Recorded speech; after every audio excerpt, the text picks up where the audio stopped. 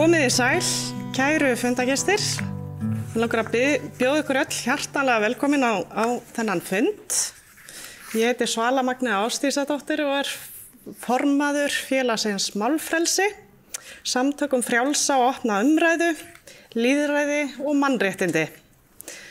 Við höldum úti vefmiðlinum krossgötur.is þar sem við birtum greinar málefni líðandi stundar, deglumál sem oft svolítið eldfim.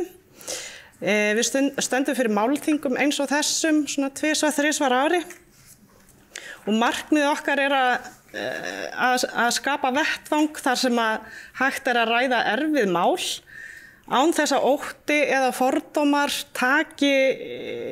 hertaki umræðuna eins og oft vill gerast með tilheyrandi pólaríseringu. Og skautun í samfélaginu orðin að alvöru vandamáli í dag sem kemur í veg fyrir samheldni, farsælar lausnir á þeim áskorunum sem við stöndum frammi fyrir.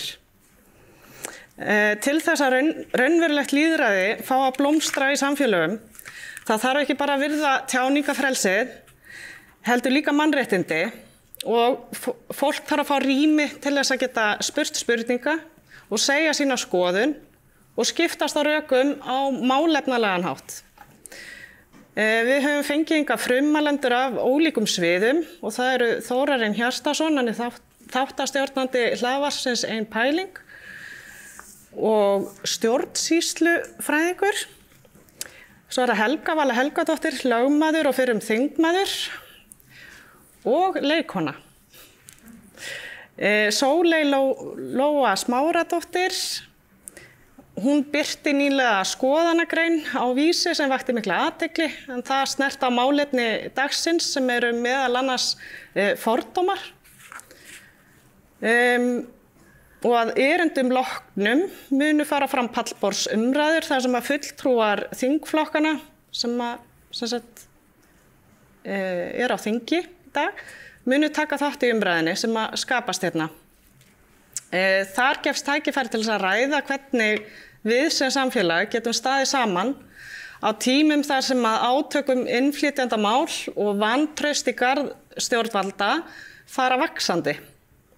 En fundurinn í dag ber yfirskriftina stjórnleysi á landamæranum að valda neyðarástandi á Íslandi. Ég ætla hérna bara rétt að snerta á þessu málefni eins og þau blasa við mér. Ég lærði fjölmiðlafræði og starfaði sem kennari, túlkur og blaðamaður í Svíþjóð.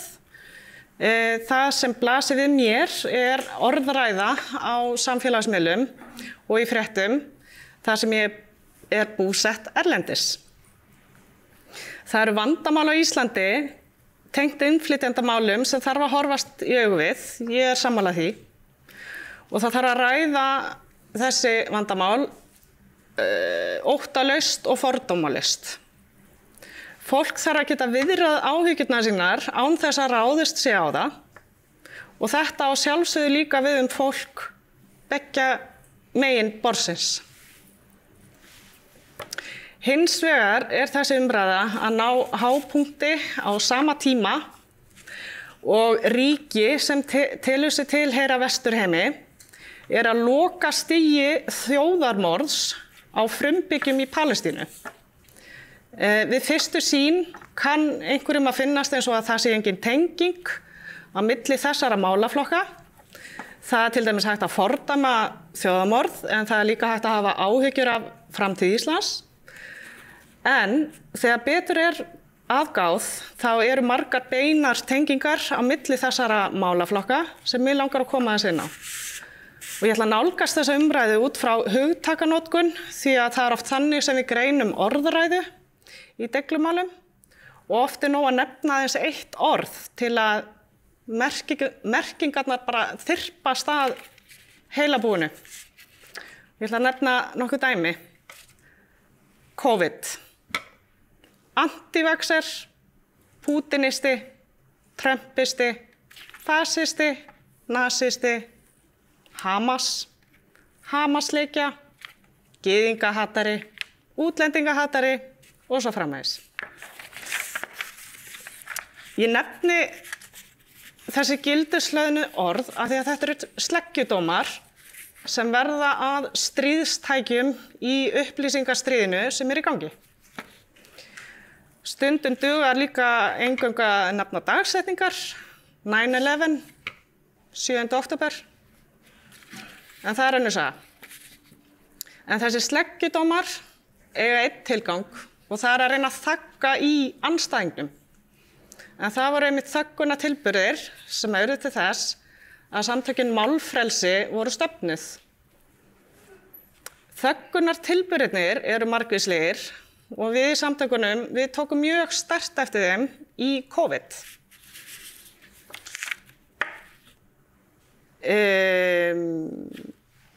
Langar bara rétt að nefna þetta líka, að við tókum eftir ritskoðun og kerfisbundinni stýringu á umræðu sem var orðin daglegt brauð í COVID.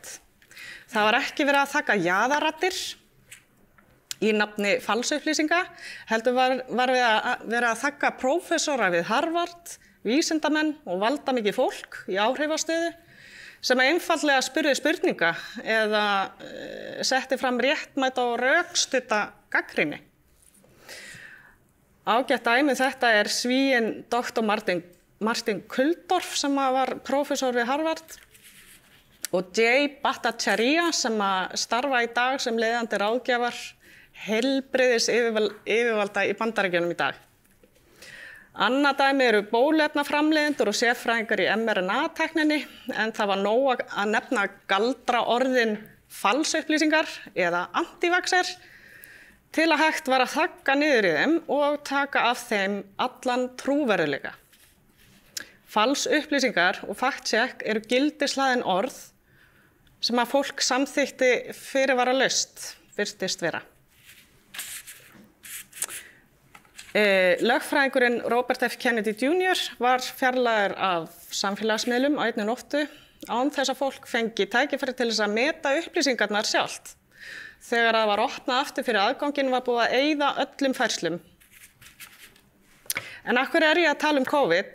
Jú, þegar að heimsfaraldurinn fjaraði út, þá sáum við í samtökunum málfrelsi að þessi þöggunarvél, sem ég kalla þetta, stöðvaðist ekki, heldur hélt hún bara áfram og skipti skotmark. Sömu aðferðirnar sem voru áður notaðar til þess að þagga niður umræðu aðgerðir í COVID eru notaðar til þess að þagga niður gagnrýni á það sem að gerast í Gaza til dæmis. Metasamsteypan búin að vera á yfirsnúningi við að þagga efni og orðræðu sem að berst frá þjóðarmorðinu. Meðal annars með því að skilgreina hvaða orðræða heimil og hver ekki. Það gert með því að skilgreina orð eins og hryðjuverk og antisemitismi í lagalegum tilgangi svo að hægt sé að sækja fólk til saka fyrir málflutning. Við höfum ekki séð aðra eins aðför gagnvart tjáningafrelsinu í dag eins og við sjáum núna. Og venjulegt fólk handtekið heima hjá sér fyrir það að tjá sig á netinu. Ömmur eru handteknar á mótmælum í Bretlandi. Trump farin að ganga mjög hart á málflutning sem fer gegn áherslum hans. Hann til að mynda búinn að gefa það út að hann muni beita alþjóða glæpadómstólnum í Haag sektir fyrir að draga stjórnvöld í Ísrael til saka fyrir grun þjóðarmorð. Eitthvað sem nú hefur verið staðfest af Sameinuðu þjóðunum á dögunum. En ég hef líka, fyrir utan það að hafa verið kölluð antivaxer, álhattur, trumpisti, pútinisti og ég veit ekki hvað, yfir í Hamas-leikju og gyðingahatara, að það hef ég líka upplifað persónulega að vera bendluð við hryðjuverk. En ég sem sagt að safna fé fyrir 20 fimleikagarp og heimsmetahafa sem fastur á Gaza og hann vinnur við að létta stríðshrjáðum börnum lífið. En bankinn minn í Svíþjóð brást ókvæða við þessu verkefni mínu og lokaði bankareikningnum mínum á grundvelli hryðjuverkalaga og vegna gruns peningaþvott. þegar upp komst að ég væri sem sagt að safna og senda fé til Gaza. Það skipti engu máli að viðkomandi og fjölskylda hans eru margfalt auðkennd.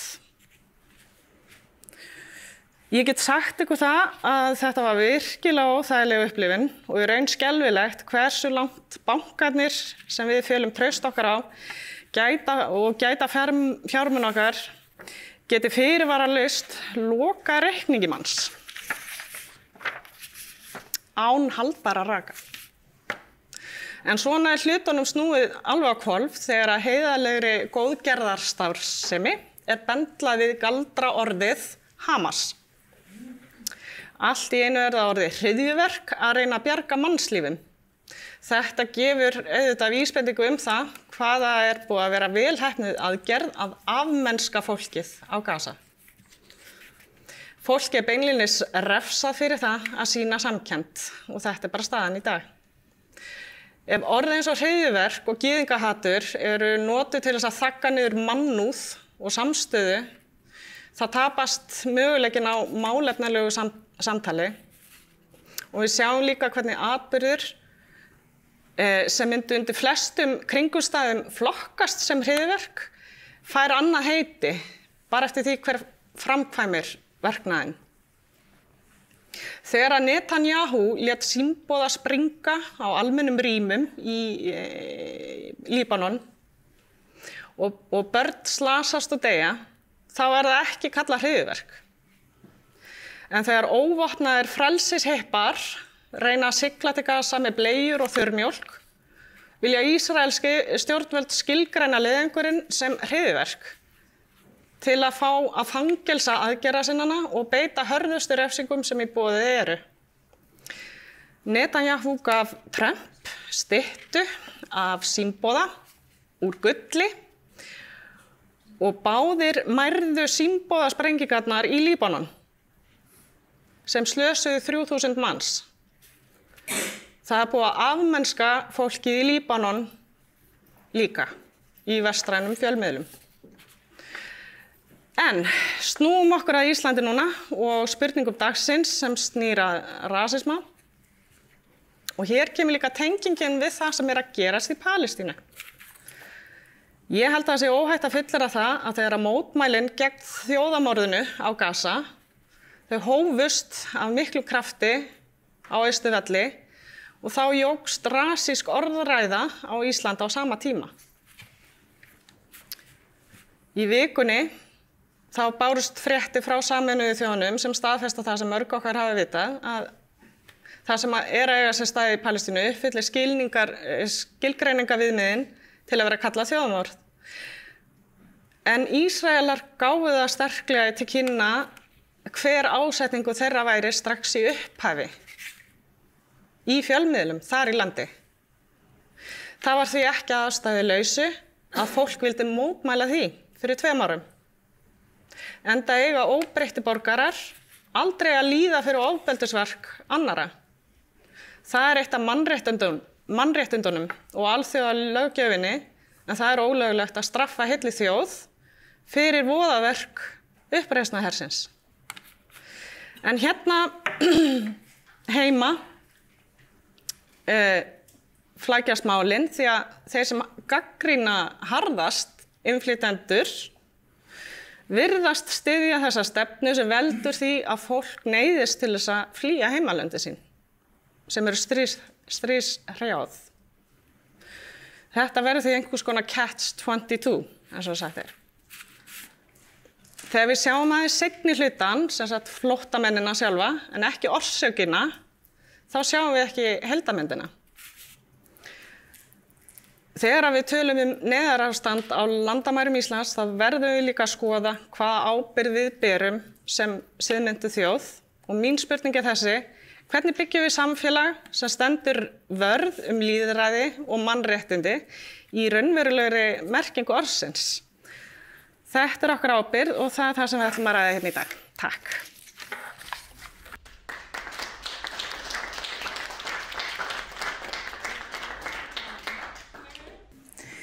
Takk Svala Magnea. Já, ég heiti Magnea Marsdóttir og fundarstjóri og ég ætla semst að bjóða Já, fyrirgeðu. Já, ég stóði vitlausum stað. Já. Ég heiti Magnea Magnúsdóttir og verð fundarstjóri í dag og ég ætla fyrst að bjóða Þórarinn Hjartarson velkominn í pontu og hann sem sagt stjórnsýslufræðingur, stuðningsfulltrúi á sambandi fatlaðra, nefileikaþjálfari og síðast en ekki síst hann rekur hann sitt eigið hlaðvarp og þáttastjórnandi þar sem heitir Ein pæling sem tekur mjög oft til umfjöllunar svona málefni líðandi stundar og ekki síst influencermál. Gjörðu svo vel. Takk. Skoða þig. Myndir þetta allt.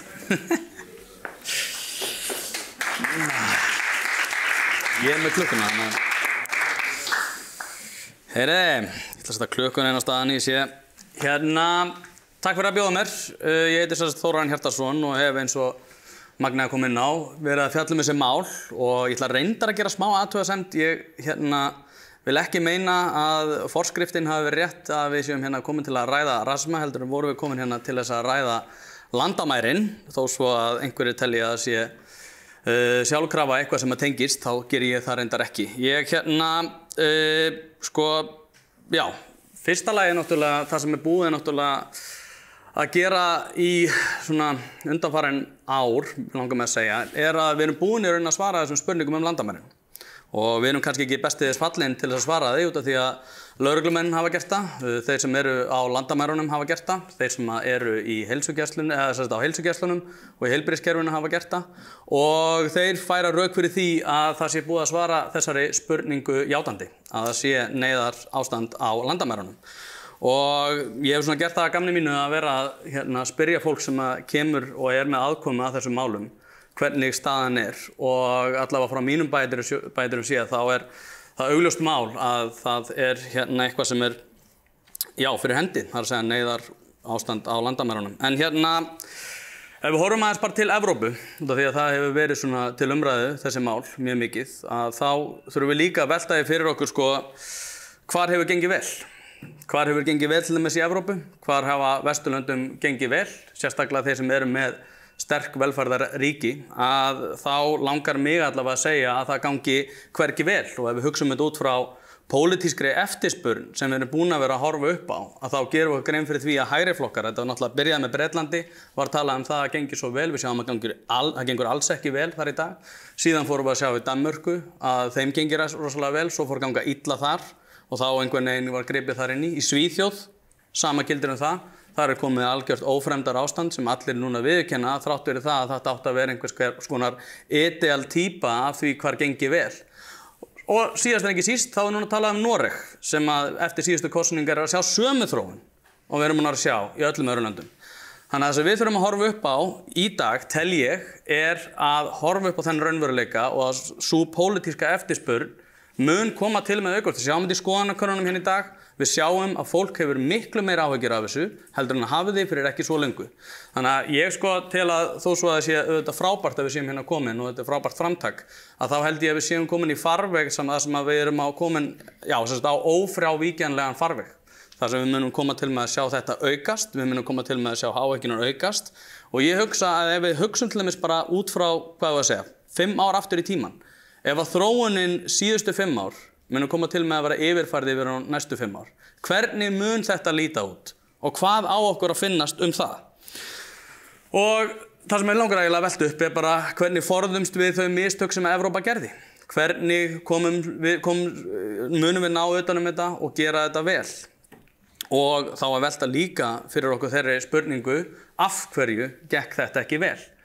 Og ég held að sé ákveðin forskrift sem við höfum verið að skapa okkur sem ég kalla ákveðina eilíðarvél. Það að segja að þegar við til dæmis tölum landamærin að þá vita það allir, við munum heyra í dag að það eru 400 milljónir sem ákveðan aldrei að koma hingað, 400 milljónir sem ákveða hverjum degi að koma ekki til Íslands. Þetta ekkert mál og það sem við erum að sjá í Evrópu, við erum einhvern veginn algjörlega undanskilin þessu. En athugið það að þetta ákveðin eilíðarhringrás. Það að segja við erum með ákveðina menningarlega gjá frá ákveðnum hópum sem hingað hafa komið. Okay. Hvað þýðir það fyrir okkur? Paul Collier og Robert Putnam, svo við vitnum nú í fræðin, hafa fjallað mikið þessi mál. Að eftir því sem menningarlega gjáin meiri og fjöldin meiri, að þá myndast ósjálfbært ástand. Aftur á móti þá höfum við verið með forsvarsmenn þeirra sem hafa verið að fjalla þessi mál sem að segja, já, það ekkert mál að taka móti öllum. Við einhvern veginn þurfum bara að styrkja innviðina, við þurfum bara að bæta innviðina og þá mun þetta koma til með að batna. Síðan verður þetta ekki í lagi og okkur einhvern veginn sagt svona, já, það út af því að við vorum ekki með nægilega mikið inngildingaverkanum. Við vorum ekki nota hugtaki inngilding nægilega mikið og við vorum ekki nægilega vel að taka móti fólki. Svo fer þetta einhvern veginn illa, við heyrum öll sögunar af því sem að gerast í Hafnarfirði, við heyrum sögunar af því sem að gerast upp á Ásbrú, við heyrum sögunar sem að gerast upp á Völlum og alveg sama hvað dreipið niður, þá eru mörg dæmi þar sem þetta gengur nákvæmlega eins og þetta gengur í Evrópu og það afar illa. Inngildingin virkaði einfaldlega ekki. Síðan komið til og við segjum hérna, já, það fullt af vandamálum. Það mikið af vandamálum sem eiga sér stað. Við erum að sjá einhverja svona menningarlega árekstra, ungt fólk að verða gríðarlega hægrisinnað, það veit allir hvað í gangi á Ingólfstorgi, það veit allir hvað að gerast í dyragæslunni og þetta samtengt. Ég starfaði sem dyravörður sjálfur í 6 ár og ég hef talað við dyravörði og þeir segja mér þetta samtengdur vandi. En okkur samt sem það sagt, já, þetta gekk ekki vel út af því að þið voru ekki nógu móttækileg. Þið voru ekki nægilega tilbúin til þess að taka móti þessu fólki. En við ætlum samt að fara að taka móti fleirum. Og svo aftur gerist þetta. Við fyrir aftur í það að segja, núna þetta gengur betur næst ef við erum nægilega litli rasistar og eins og segi, það svolítið einkennilegt að setja í búninga rasisma. Þetta eru mjög eðlilegar áhyggjur fólks af þróun sem hefur gerst allstaðar annars staðar í Evrópu. En aftur segir fólk, nei, þetta gekk ekki út af því að innviðina voru ekki styrktir, við erum ekki að setja nægilega mikið fé í innviðina og að fólk voru miklir rasistar. En nú ætlum við að halda áfram. Þetta uppskrift af einhverjum svona hræðilegum pólitískum veruleika sem við erum búin að vera að sjá allstaðar í Evrópu. Það sem að Nigel Farage, getur einhver sagt mér hérna inni hver efnahagsstefna Nigel Farage sem núna að fara líklega að stýra langstærsta flokkunum í Bretlandi. Það veit enginn hver staða þeirra í neinum öðrum málum. Þannig að það sem þetta heitir, svo ég sletta á ensku, þetta heitir single issue voters. Og þetta eitthvað sem hefur verið hræðilegt víða í Evrópu í gegnum söguna. Og þetta eins og segi, ég get ekki séð hvernig þetta fer vel ef við erum ekki tilbúin til þess að horfast í augu við það að menningarleg gjá erfiðari að inngilda. Og eftir því sem fjöldin meiri, að þá gengur það ennþá verr. Það myndast samfélög innan samfélaga. Og út af því að það talað hérna, lýðræðið samfélagið og mannréttindi í hættu. Og það sem við þurfum að spyrja okkur, það í hættu? Og hvað þýðir það að sé í hættu? Ég held að það sé alveg hægt að fara rök fyrir því að það sé í hættu til dæmis í Evrópu. Ég sem betur fyrir erum við ekki komin svo langt hérna. En aftur á móti þá óskrifaðar reglur, gildi og svona stjórnarskrá, eitthvað sem í rauninni algjörlega bara missir allt gildi sitt ef að fólkið ber ekki virðingu fyrir því. Og það sem við þurfum líka að horfa upp á að þegar fólk að koma frá löndum þar sem ekki borin virðingu fyrir nákvæmlega þessu, að þá það ekki sjálfkrafa að fara að bera virðingu fyrir þeim hérna. Og ég reyndar með mjög góð á þetta því að ég veit alveg að við erum að einhverju hluta að tala hérna múslima. Þá langar maður að drepa niður á það. Það sem að mín reynsla af múslimum afar góð. Ég kenni múslimum, ég með múslima sem hafa komið í hlaðvarpið, ég tala við múslima og þeir líklega þeir sem hafa hvað mestar áhyggjur af öllu þessu sem ég að tala um hérna. Þeir hafa mestar áhyggjur af því að við missum tökin á nákvæmlega þessu. Ég skil ekki hvernig við ætlum ekki að koma til móts við þessa hópa og þar af leiðandi langar mig að bera það á borð hérna að við leyfum og treystum þjóðinni. Það núna í sambandi við ESB-umræður, þá mikið talað um það að við ætlum að treysta þjóðinni. Ættum við ekki líka að treysta þjóðinni í þessum efnum? Skoðanakannanir sýna að fólk hefur miklar áhyggjur af þessu. Og mér finnst það bara alveg eðlilegar áhyggjur. Við sjáum þetta alls staðar í Evrópu. Mér langar svolítið að ljúka þessu á lokaorðum sem sagt Paul Collier sem hefur fjallað mikið þessi mál. Það sem hann segir einmitt að svona samsuða mismunandi menningarhópa eitthvað sem frábært sem kenning. Og ég tel reyndar að, út af því að var talað að setja þetta í samhengi við rasisma, ég tel að til dæmis þeldökkir Íslendingar og Íslendingar sem eru múslimar eru einfaldlega bara, ég held að við ættum að geta komið til móts við þá með því nákvæmlega að í fyrsta lagi spyrja þjóðina hvernig hún vill að þessu sé háttað. Og í öðru lagi að og það skiptir engu máli þótt ég segja hérna, hælisleitendakerfinu verður lokað. Það skiptir engu máli. Pólitískur veruleiki innan 8 ára, þá mun sá pólitíski veruleiki, og ég reyndar til að þeir sem eru náttúrulega núna í ríkisstjórn sjá alveg þetta. Þau hafa miklu meira áhyggjur af þessu heldur en þau þora að segja almennt. En aftur á móti þá einhvern veginn feimni við það út af því að það eins og Magni komið inn á áðan, það búið að vera ákveðin þöggun yfir þessum veruleika sem nú blasir við okkur. En það skiptir engu máli hvað við segjum hérna, hælisleitendakerfinu verður lokað og það einfaldlega út af því að pólitísku veruleiki býður ekki upp á neitt annað. Eftir því sem að fleiri kosningar verða, að þá verður meiri eftirspurn eftir þessu út af því að þetta hefur gengið illa í Evrópu og við erum að sjá nákvæmlega sömu teikn á lofti hérna. Ég ætla aðeins reyndar að koma inn á, út af því að ég hef smá tíma hérna, ég vil tala hatursorðræðu, út af því að það var eina af þessum spurningum og ég vissi alveg ég myndi ekki ná að tala allar þessar spurningar út af því að þær voru fjölmargar og ég gerir ráð fyrir að pallborðið taki eitthvað af þeim. En í sambandi við hatursorðræðu að þá það oft eitthvað sem slengt fram í þessum umræðum. Og það sem mér finnst svolítið merkilegt að það blasir núna við að öll umræða þessar hatursorðræðu sem ég tel að sé dellu orð og eitthvað sem bara notað í samhengi við það þegar fólk vill ekki að aðrir sé að hafa sína skoðanir. Það sem svo ég fá að nota þann það sem að vinstrið hefur skapað í rauninni að þau grófu þær skotgrafir sem að hægri að nota núna. Það að Jimmy Kimmel, og ég veit alveg að fólk heldur eitthvað ég sé að draga þetta inn og búa til einhvern innfluttan veruleika, en það ekki rétt. Ég tel að við sækjum margt til okkar mannréttindi til Bandaríkjanna frá upphafi og við óhjákvæmilega smitjumst af því. Hatursorðræða eitthvað sem núna bara notað að hægrinu. Og það sem ég hef náttúrulega verið að segja í mjög langan tíma bara að hatursorðræða verður eitthvað sem notað af ráðandi öflum. Menningarlega hefur vinstrið verið ráðandi afl í gegnum síðastliðin ár og við erum að sjá nákvæmlega það að vinstrið gróf þær skotgrafir sem hægrið að nota í dag. Takk fyrir.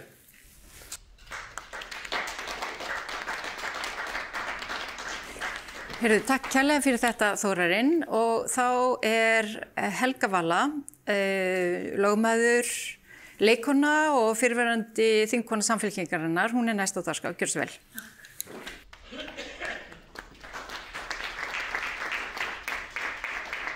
Gaman að vera með ykkur hérna í dag. Ég tel þessa umræðu mjög mikilvæga og til að bæta við það sem að Þórarinn kom inn á áðan svona yfirskrift og þá þætti sem við áttum að ræða hér í dag, að það var það ekki bara innflytjendur, álag á kerfið, hvort landamærin væru vandinn, heldur ekki síður fordóma og viðhorf gagnvart útlendingum, stöðu lýðræðis og mannréttinda og mörk tjáningafrelsis og hatursorðræðu.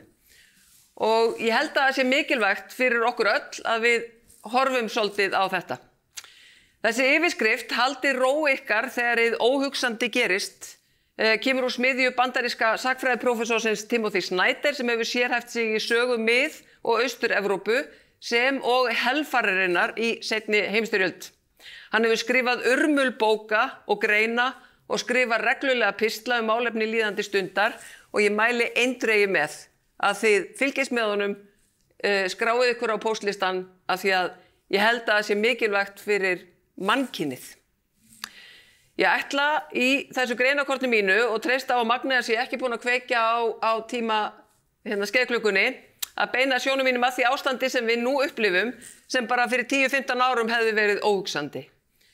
Að mínu mati erum við að horfa hér á ógn við lýðræðið, ógn við málfrelsi, herferð gegn minnihlutahópum á sama tíma og við horfum á þjóðarmorð í beinni útsendingu.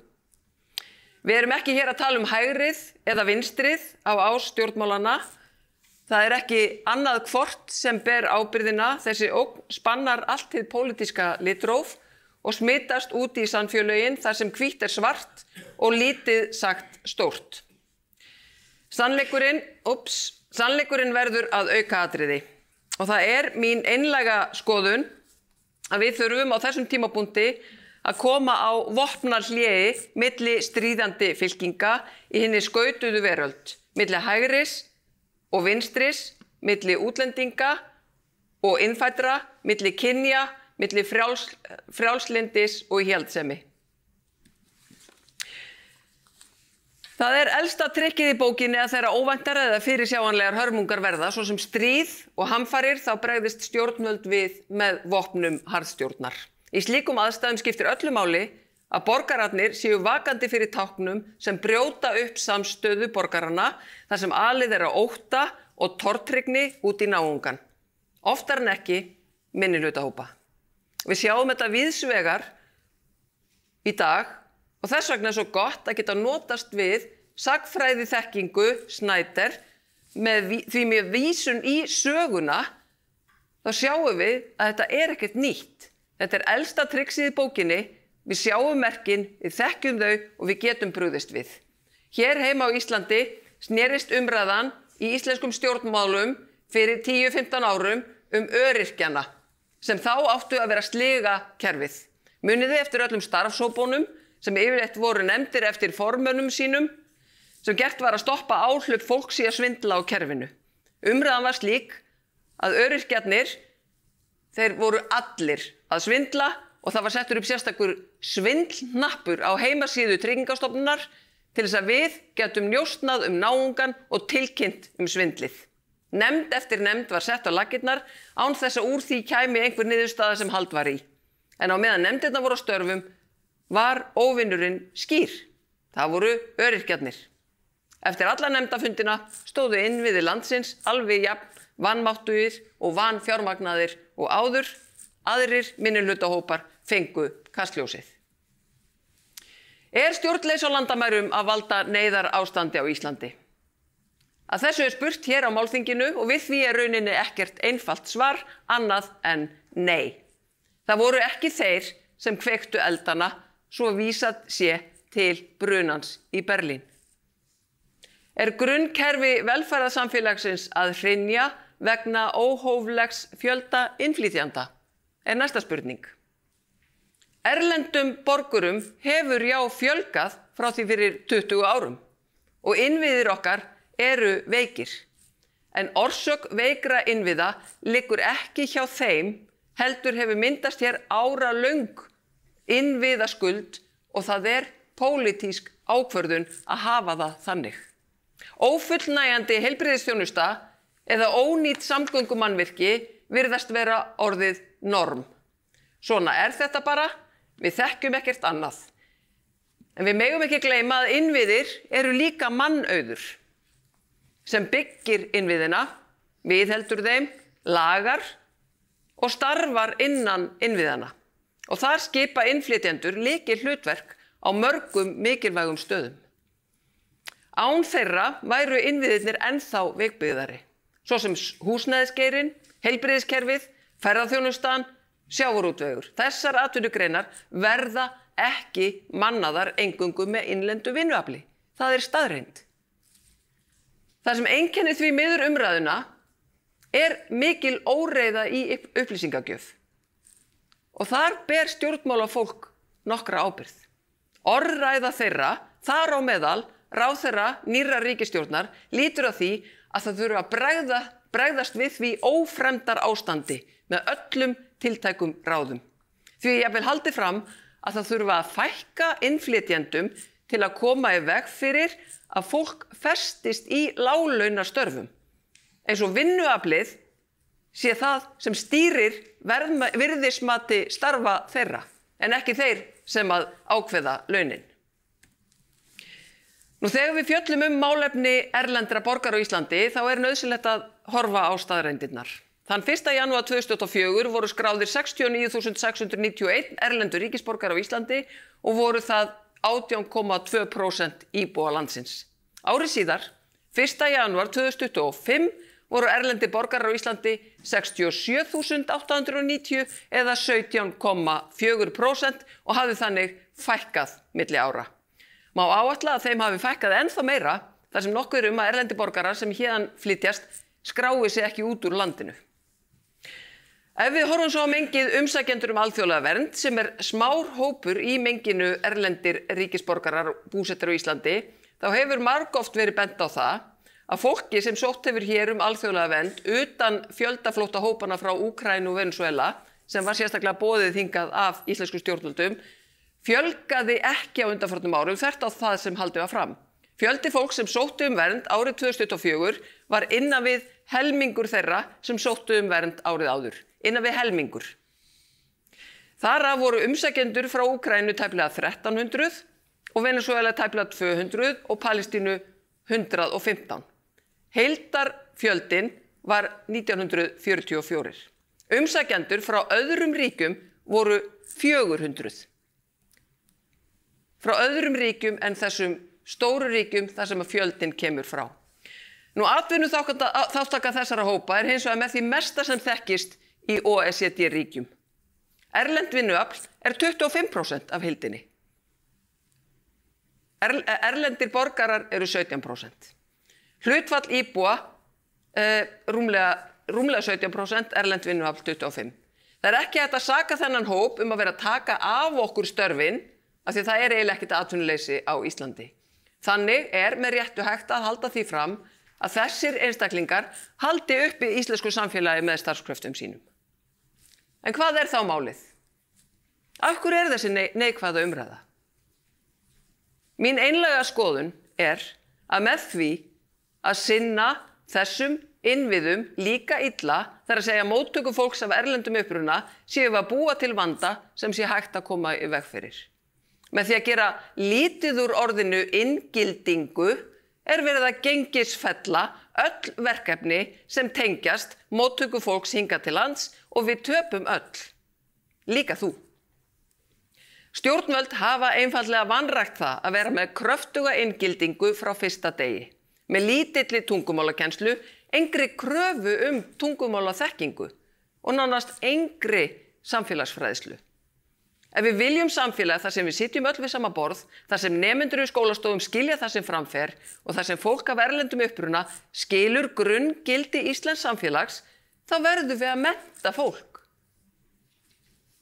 Við verðum að gera það. Og þá að gera það að skyldu fyrir áframhaldandi dvalarleyfi hér á landi að þú hafi sótt námskeið. Því fólk velur að koma hingað.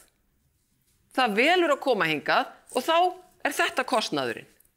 Og það ekkert að því að gera slíkar kröfur. Það ekkert að því. Að leggja sig fram og læra tungumálið og gildin, en þá verða líka stjórnvöld að bjóða upp á slíka þjónustu. Að bjóða menntun og bjóða þessa fræðslu og skapa til þess aðstæður svo fólk geti nálgast þessa fræðslu.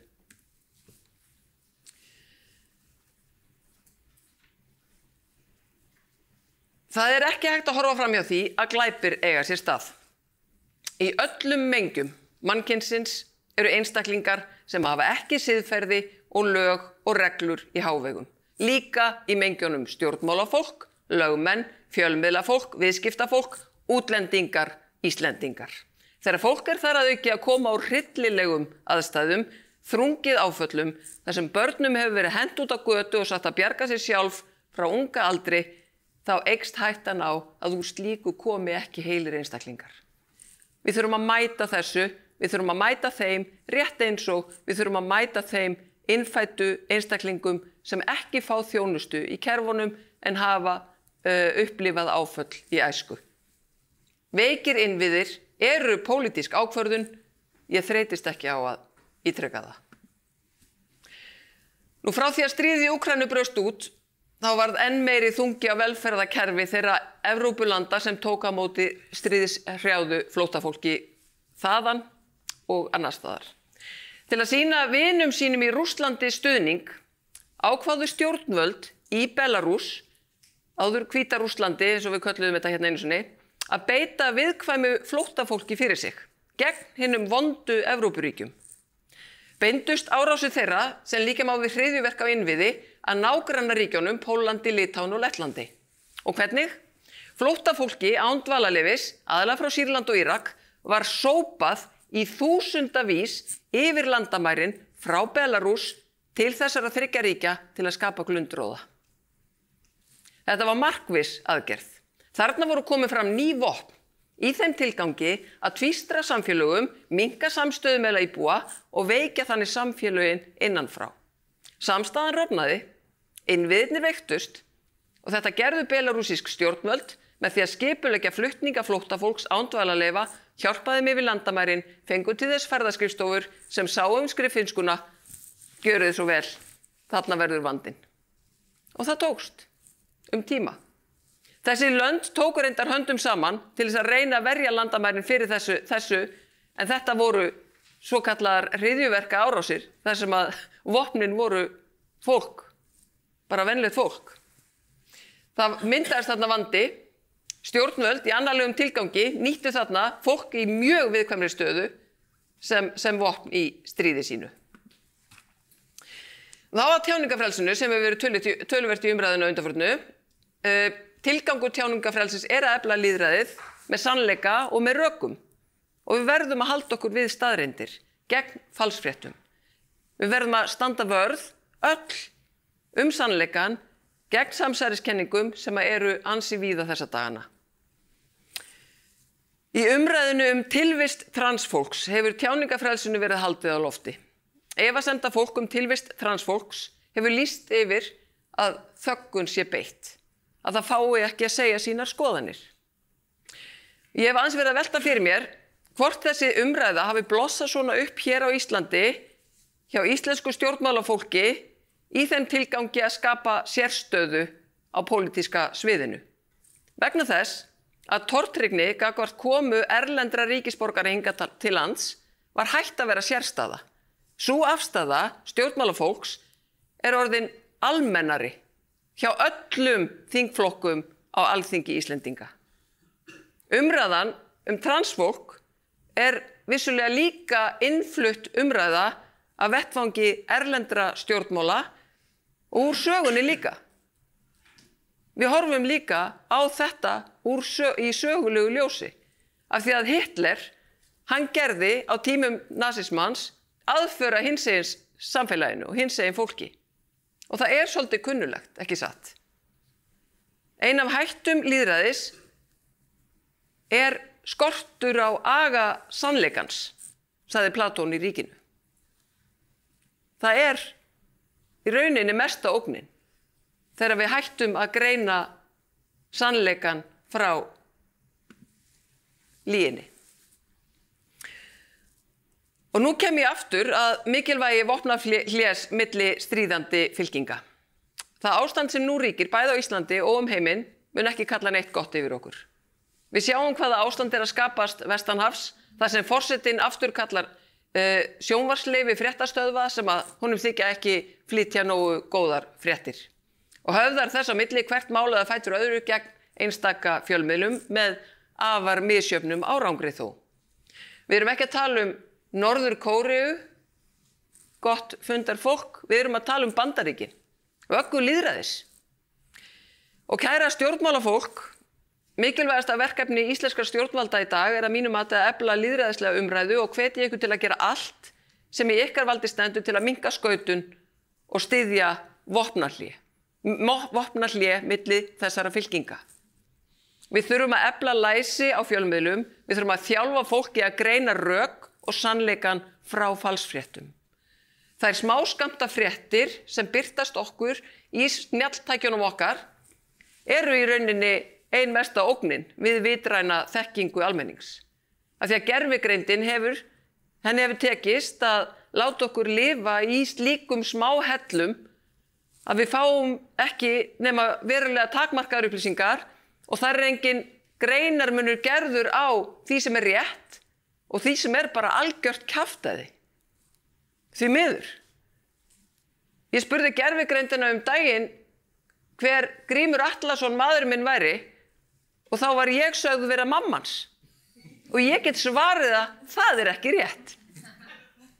Staðreyndum jafnvel haldið frá okkur og þannig okkur gert erfiðara fyrir að greina rétt frá röngu.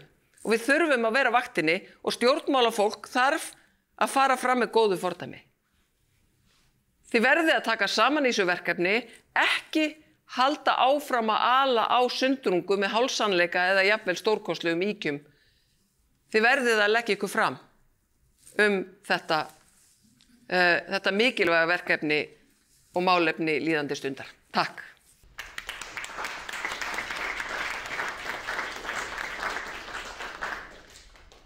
Takk kærlega Helga Vala og þá komið að Sóleyju Lóu Smáradóttur sem framhaldsskólanemi, fiðluleikari og samfélagsrýnir. Hún skrifaði grein sem að vakti mikla athygli en hún semst, já, svo ég vona að ég segi það, en hún semst ættleidd frá Tógó og hún var bara svona að lýsa upplifun sinni af því að vera íslensk stelpa en sem ekki svona eins og allir hinnir eða þessi einsleita þjóð eða þeir sem byggðu hér landið upprunalega. Gjörðu svo vel.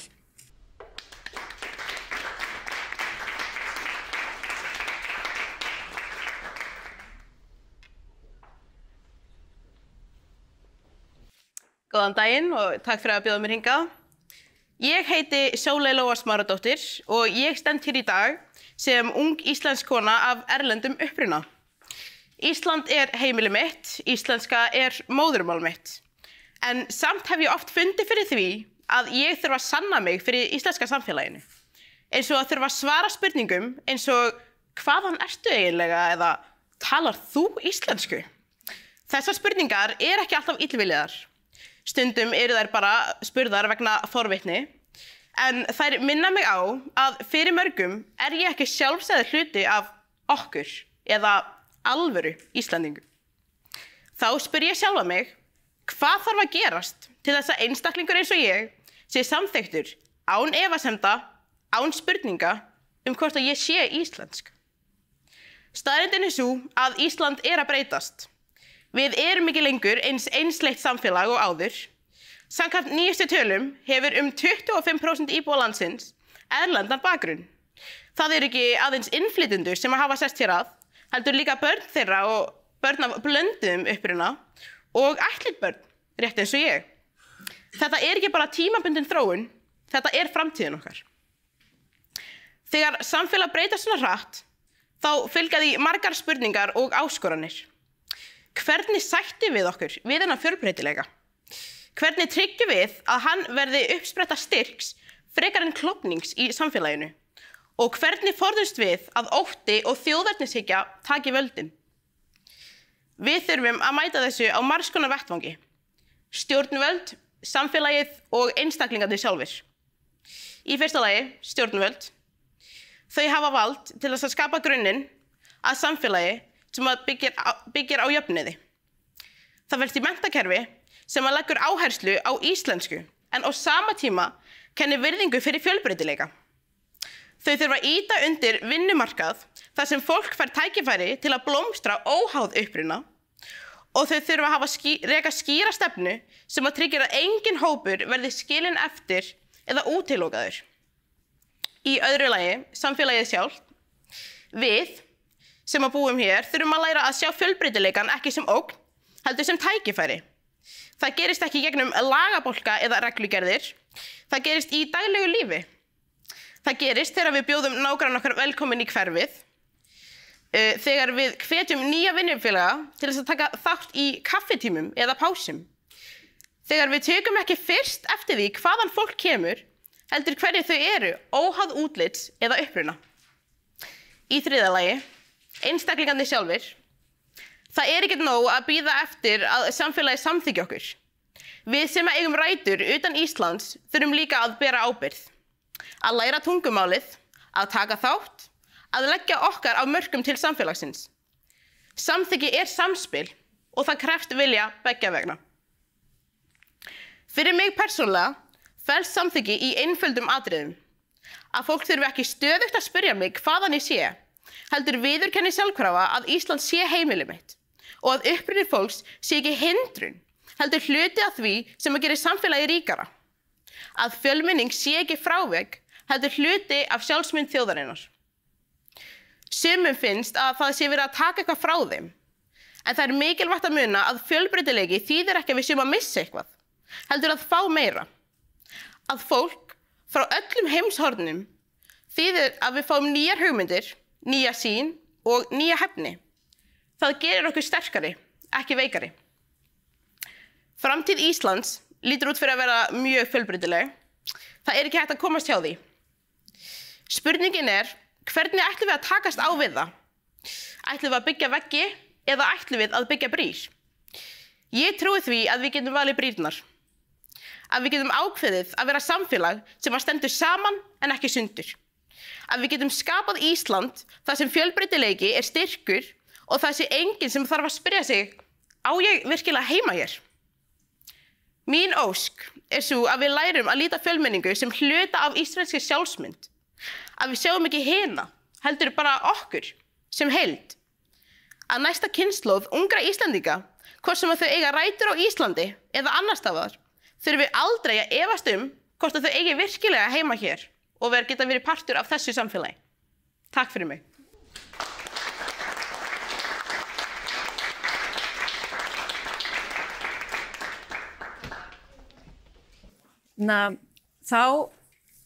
Þá er komið að því að við ætlum að vera hér með nokkra fulltrúa stjórnmálaflokkana í pallborði.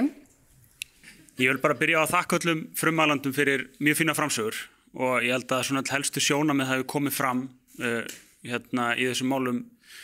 Það náttúrulega snerist álítið innflytjendamálin og þá stefnu bæði hjá Þórarni og Helgu Völu og mér hefur fundist sú umræða að vera dálítið skrítin inn á Íslandi, svona stundum eins og það sé sjálfstætt markmið á þjóðin að endurtaka öll sömu mistök og þjóðir Skandinavíu hafa gert í þessu málaflokki.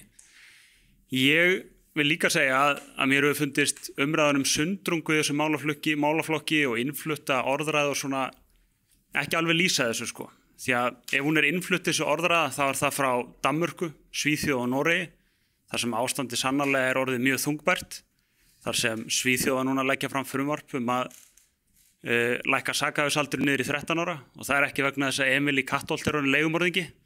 Það er til þess að ná utan af þá stöðu að erlend glæpagengi er að gera út unglinga í erfiðum aðstæðum sem leigumorðingja. Það er að nefna 1000 punkta hérna en ég tel að sá kraftur sem er komin í þessa umræðu og stundum ósangirni er knúið áfram af því að þetta hefur ekki verið rætt af mikill alvöru á Íslandi í langan tíma. Fólk óttast að Ísland gerir sömu mistök á Norðurlöndin og þess vegna er þetta komið núna á dagskrá, ekki síst í ljósi þess að síðastliðin 2-3 ár, 4 hefur Ísland tekið á móti hlutfallslega hvað flestum hælisleitendum í Evrópu. Það var ýmsar ástæður fyrir því eins og Helga var að koma inn á, en Þórarinn kom líka ágætlega á það að stærstu vandamálin og stærstu áskoranirnar er eins og það eru mjög fámennan hóp sem er að koma í gegnum þessi kerfi.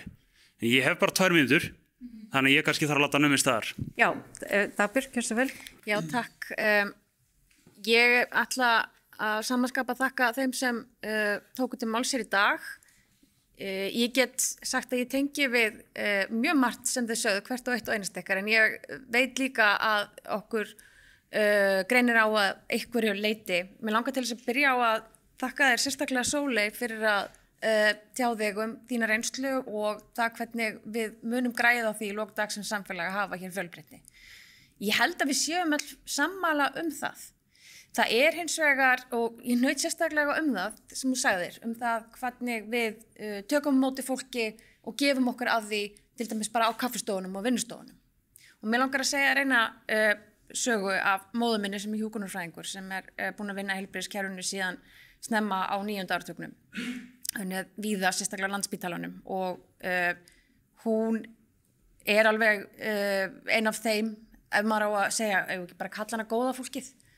Þetta er besta kona í mínu lífi allavega, en hún er ekki kona sem er ekki meðvituð það hversu mikilvægt það er að hafa hér fjölbreytileika. En hún fylgist eins og með því þegar samstarfskonur hennar sem eru kannski ekki alveg á sama stað og hún eru hættar að skilja hvað er í gangi á kaffistofunni. Og ég ætla ekki að kalla þetta vandamál, þetta er bara staða, þetta er bara verkefni sem við ætlum að leysa vegna þess að það er ekki konunum á kaffistofun á Grensásdeildinni að kenna að þær kunni ekki íslensku. Það skrifast á okkur stjórnmálafólkið. Þetta verðum við að laga. Þetta er mér stærsta og versta vandamálið í íslensku samfélagi að við fjárfestum ekki í íslensku kennslu fyrir fólk sem kemur og vill gefa sig að samfélaginu okkar. Ég ætla að taka líka undir með Helgu Völu varðandi vopnahlið og þetta sennilega mikilvægasta sem sagt hérna inni vegna þess að við erum á þeim stað að við verðum að leggja niður vopnin. Ég hins vegar velti fyrir mér og ég ekki með svörin hvernig gerum við það vegna þess að það þýðir þá að við þurfum að labba til hvers annars og mæta, við höfum svolítið í Samfylkingunni reynt að mæta fólki augnhæð þegar maður stendur í kringlunni fyrir kosningar og tekur á móti fólki sem labbar upp manni áskvaðandi, hvað að gera í öllum sem útlendingum og þá í staðin fyrir að ég segi já nei, þú ert að miskilja kæra kona, þetta ekki vandamál, þá spyr ég frekar hvað það sem veldur svona miklum áhyggjum og þá fæ ég oft eitthvað svar og eftir smástundir við farin að tala eitthvað annað.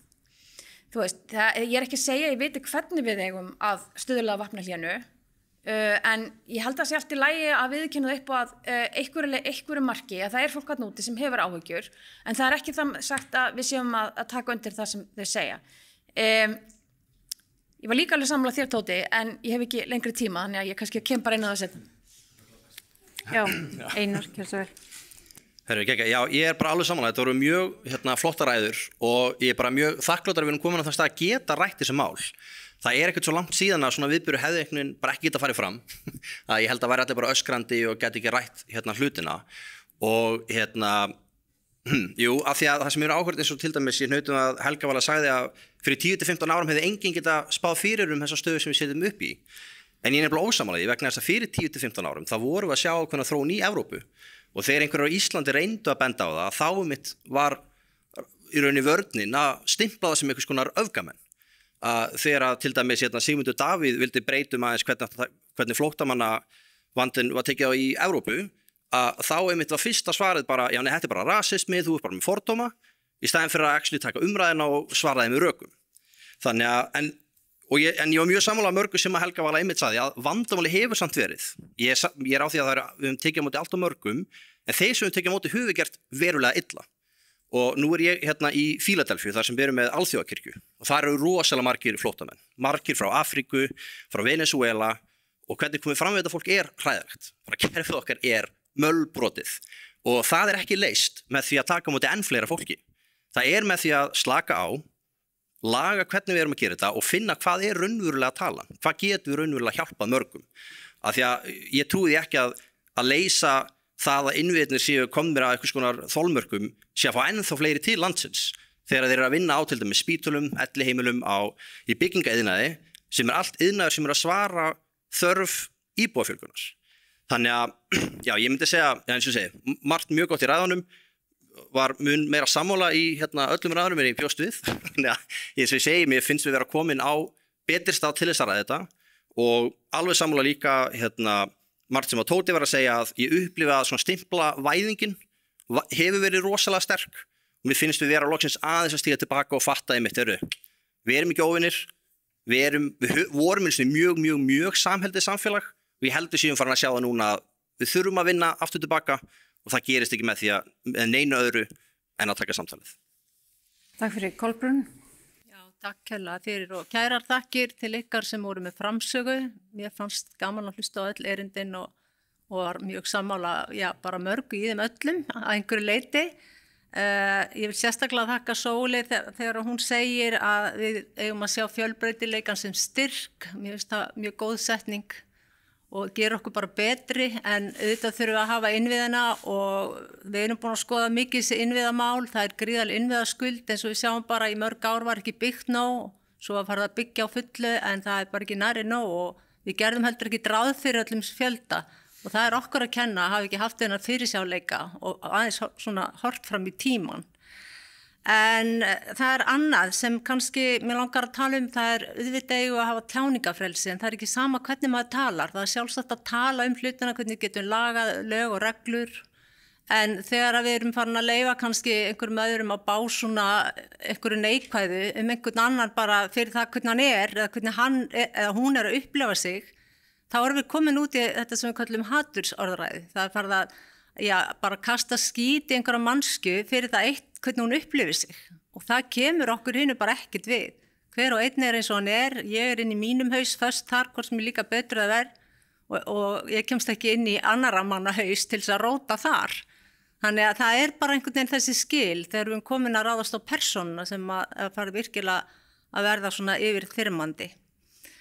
En ég held að bara þessi sannleiki, auðvitað mjög mikið í gangi núna á falsfréttum. Það alveg rétt, það verið að, maður sér það bara sjálfur, þegar maður sjálfur búin að vera í innsta hring eins og ég núna í stjórnmálunum og veit svolítið hvað að gerast hérna í ríkisstjórninni.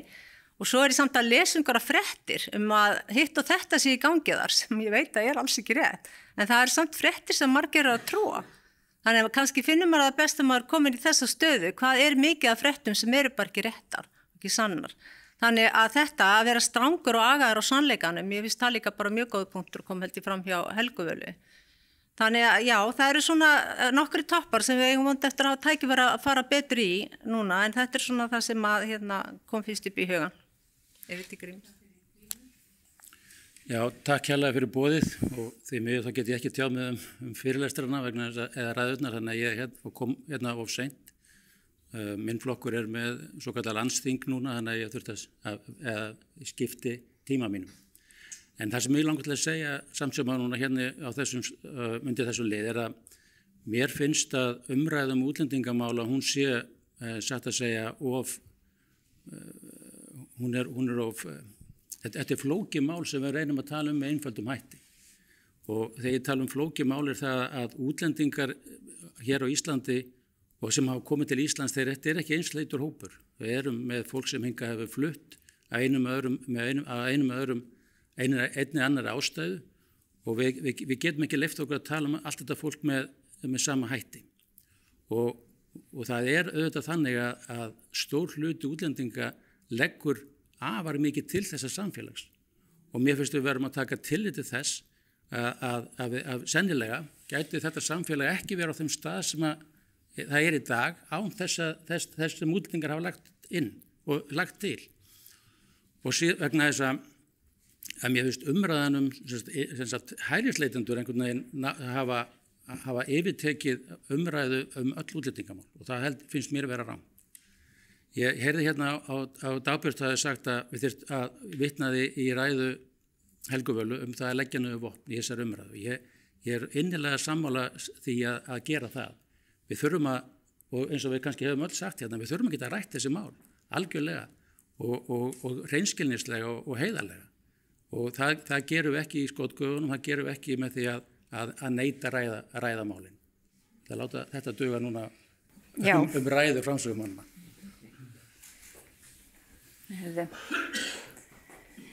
Já, takk kærlega fyrir það og nú í raun og veru gefum við orðið laust út í sal fyrir þá sem hafa spurningar en í þessu samhengi út af því að Grímur talar það að hælisleitendamálin eða þau mál sem snúa að umsækjendum alþjóðlega vernd hafi þótti yfirtekið umræðina að þá og við höfum verið að tala dálítið hlutfall innflytjenda af íbúafjölda og svoleiðis, að þá má kannski segja það að 7% af innflytjendum í 2023 var flóttafólk eða fólk sem var með stöðu flóttamanns með alþjóðlega vernd og það er 0,1% af íbúafjölda Íslands. Og bara svona til þess að setja hlutina aðeins í samhengi með það. Og jafnframt það sem að Grímur kom inn á í sambandi við fjölgun í íslensku samfélagi að þá segir í skýrslu OECD að án fólksflutninga til landsins myndi fólksfjöldi á vinnufærum aldrei draga saman 5% til ársins 2050 og með fólksflutningum áætlar OECD að landsframleiðsla verði 6,5% meir en 2030 og 10,4% árið 2040. Og ef maður les spár bankana þá eru þeir alltaf að gera ráð fyrir því að það þurfi að flytja inn fólk til þess að svara eftirspurn í hagkerfinu. Þannig að ég vildi bara koma þessum staðreyndum að og svo gefi orðið laust. Hver með spurningu eða athugasemd eða framlag í umræðuna? Já, og það verður fínt ef að þið kynnið ykkur með nafni.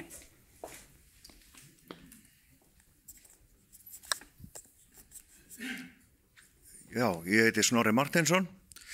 Það svona nokkur atriði. Eitt það sem að mér finnst vantar svolítið í þessu umræðu. Það eru fjölskyldusameiningar. Hvað eru margir að koma hérna út á fjölskyldusameiningar og ætlum við ekkert að gera, eða þú veist, ætlum við ekkert að ræða það og finna kannski einhverja betri leið. Nú býr mamma mín í Danmörku. Ég hef enga þörf til þess að sameinast fjölskyldunni með að fara til hennar eða hún til mín. Þú veist. Mér finnst ekki sjálfsagt í þessum heimi sem við búum í dag með þessum samskiptamátum sem við höfum að við þurfum endilega alltaf að sameina fjölskyldur og það er okkar ábyrgð að það kemur einhver einn hérna frá okkur landi, einstaklingur og þá allt í einu þarf öll fjölskyldur að koma með. Þetta er eitthvað sem við þurfum að taka á og ræða. Þetta er mikið rætt á Norðurlöndunum en mér finnst ég mjög lítið heyra að tala um þetta. Í annan stað ætla ég bara að kasta upp kasta því upp sko að eins og Helga Vala kemur inn á að leggja henni við vopnin en hún kemur full vopnuð í það spjall sko því að mér finnst hún ekki vera að leggja henni við vopnin, mér finnst hún ekki vera að viðurkenna hvar hún hefur kannski verið rangstæð eða haft einhverja skoðun sem að kannski þarf að endurskoðunar við sko. Og þegar hún talar um að fólk sé hellum að þá áttaði mig ekki á því hvort að hún viðurkenni það fyrir sjálfum sér að hún er náttúrulega í einhverjum bergmannshelli líka. Hún er ekki að koma inn í málið hlutlaus frekari við hinn. Við erum öll í einhvers konar bergmannshelli eða svo maður segja. Eða út á ekrunni en já, takk fyrir. Já, þá er spurning hver vil taka fyrstu spurninguna og svo seinni náttúrulega beint til Helgu Völu. Þið tvö? Já, bara Ingvar, gjör svo vel. Ég vil kannski til að byrja á að bregðast aðeins við þessu með fjölskyldusameiningar og svona. Það er auðvitað þannig að það eru öll ríki Evrópu og Ísland þar með talið að þrengja þessari löggjöf vegna þess að svo upplöfun að hún hefur verið misnotuð. Og mér er dálítið mikilvægt sko að taka það fram í umræðinu útlendingamál að það er mér finnst að vera dálítið strámaður þegar að vera að stilla þessu upp þannig að fólk sem er að koma hérna að vinna sé það sem sé raunverulegi umræðupunkturinn. Það sem verið að ræða eru hælisleitendamál og sérstaklega innflytjendur sem er að koma frá löndum með allt annar menningarbakgrunn en Ísland. Mér langar í þessu samhengi bara að nefna því ég er fæddur í Danmörku í Aarhus og ég byrjaði ævina mína í Brabrand sem er gettóið í þeirri ágætu borg. Að fjármálaráðuneytið Danmerkur birti fyrir stuttu tölur sem eru dálítið áhugaverðar að fjalla þær í The Economist fyrir ekki löngu. Og þær sýndu fram á að innflytjendur sem var að koma til Danmerkur, bæði frá Afríku og Miðausturlöndunum, að jafnaði ná á engum tímapunkt á ævinni að greiða meira en í kerfið en þeir taka út við. Þetta eru sláandi tölur. Þetta endurspeglast í lítilli atvinnuþátttöku og allskyns félagslegum vandamálum sem þessu tengjast. Og þetta skiptir máli vegna þess að það er ekki hægt að fjalla bara þetta þannig að fólk sé á móti því að hér komi fólk frá Pólland að vinna eitthvað slíkt, en þegar við erum að taka á móti fólki á félagslegum forsendum og inn í félagsleg kerfi, þá flækist dálítið umræðan. Ég er frjálshyggjumaður, ég styð frjálsfræði vinnuafls, en þetta er kjarninn í þessari umræðu sem eiga sér stað í Danmörku, Svíþjóð og Noregi þar sem fólk er ósátt með ákveðna þróun og það er ekki af ástæðulausu. Já, bara takk fyrir ágæta spurningu. Ég er ekkit óhrædd við að segja að ég deili ekki áhyggjum akkurat af þessum anga íslenskrar útlendingalöggjafar. Mér finnst þetta ekki stóri pósturinn sem við þurfum að ávarpa. Við í Samfylkingunum vorum til að mynda á móti þeim breytingar útlendingalöggjafinni sem átti stað í tíð fyrir ríkisstjórna varðandi þrengingar á fjölskyldusameiningum vegna þess að við sáum ekki alveg svona stóra fjöldan sem átti að ávarpa með þessu vegna þess að í lokdag snýst það hvort að fjölskyldu farnist betur bara sem einstaklingur eða hvort að það sé ekki bara hreinlega betra einmitt að hafa netið og inngildast þannig. Ég ætla svo sem ekki að fara nánar út í það, ég er ekki á þeirri skoðun að þetta sé stóra áhyggjumálið.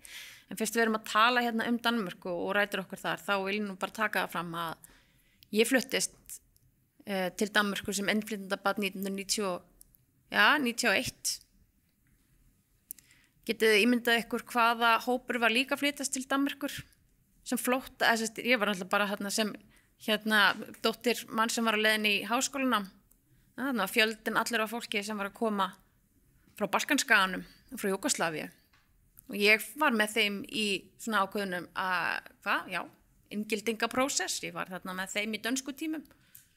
Og ég ætla ekki að fara að taka einhverjar tölur það hvort að þetta fólk sé að borga til dansks samfélags, en ég get svo sem, ég ætla bara að leyfa mér að fullyrða að þetta fólk sé allt góðir og gildir borgarar búið þau ennþá í Danmörku. Og já, þetta voru krakkar sem komu með fólkinu sínu og það yfirleitt bara betra. Það ætla aðeins að fá bara rétt, ég veit ekki, ég nefnilega starfaði á göngdeild sóttvarna 6 ára skeið sem sálfræðingur hælisleitenda og þá einmitt kom þetta mjög oft upp á borð hjá manni að þarna var kannski eigin maðurinn eða faðirinn kominn, einn hafði þá skilið fjölskylduna eftir, ekki treysin til þess að taka hana með, kannski barnmörg og ekki miklu peningar. Og bara í öllum þessum málum þar sem maður var að hugsa að fjölskyldusameining, þá þetta bara gríðarlega flókið. Þetta ekkert eins og bara eitthvað einfalt að fara að sækja fólk. Og kannski var þessi einstaklingur sem kominn var búinn að fara í gegnum 3-4 lönd og fá hæli annar staðar, bíða og liðin einhver ár. Þannig að ég sé fyrir mér og það rétt að það eru svona flest lönd að þrengja þessa löggjöf, en þetta líka bara gríðarlega flókið mál að sækja fjölskylduna lengst út hinum megin í heiminum. Þannig að það ekki einfalt, þó svo að maður vildi svona hugsa hvað það var yndislegt að geta gert það. Þannig að við bara svona erum held í ríkisstjórnarflokkunum núna, það verið að skoða þetta og eins og kannski Martan, varðandi síðan að leggja niður vopn. Ég held að það sé ekki mikið mál ef við bara höldum okkur við umræðu málefni og erum ekki að fara í minnihlutahópana bara í fólkið sjálft og líf fólk sjálft sem bara að lifa sínu lífi eins best og getur og engum til ama. Ef við myndum bara tala málaflokkana og málefnin og staðreyndirnar og tölurnar, að þá held ég að þetta sé ekki mál. Það engin vopn þar á meðal og það það sem við erum kannski bara að gera núna. Og okkur gengur bara mjög vel. Þetta spurningar fyrir okkur öllu? Bara ef þið viljið svara sko. Já. Já, ok. Takk fyrir. Fyrst varðandi fjölskyldusameiningar. Ég held að við höfum öll heyrt einhver dæmi það sem að virðist kannski blasa við einhvers konar misnotkun. Og það kannski eins og Ingvar segir að þá hefur verið þrengt að þessu og ég kann ekki reglurnar almennilega en við samanburðurum við það að einhver fjölskyldumælum búa á Norðurlöndunum versus það sem við erum að tala hér, það finnst ekki alveg sanngjarnt samanburður.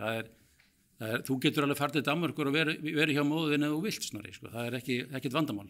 Það eins og vandamál fyrir einhvern sem býr á Asíu eða Afríku að komast til Evrópu. Það snýst þetta.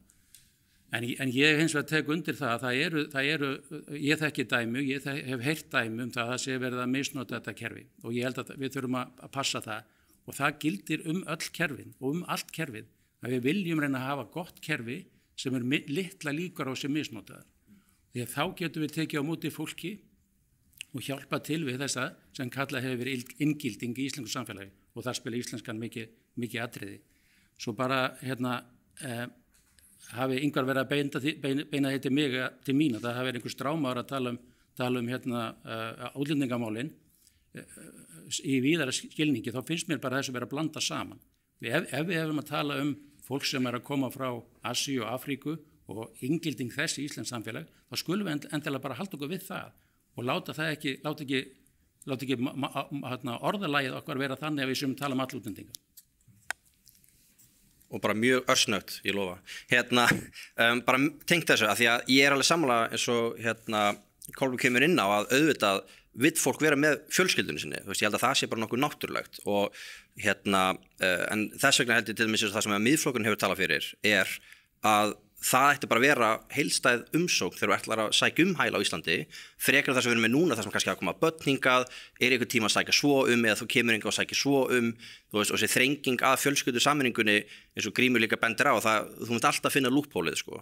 En þess vegna held ég að lausnin sé ekkert endilega bara að þrengja fjölskyldusameiningunum, þá það bara að skoða í heild sinni hvernig virkar þetta kerfi þegar þú ert að sækja af því að, eins og þú segir, þú kemur einn, svo sækjum fjölskyldusameiningu og þá kemur kannski konaðinn og 5 börn eða einhvað, bara eins og gerist svona daginn og verið fréttum, en þá náttúrulega allt í einu þetta ófyrirséð, skilur við, þannig að, já, bara.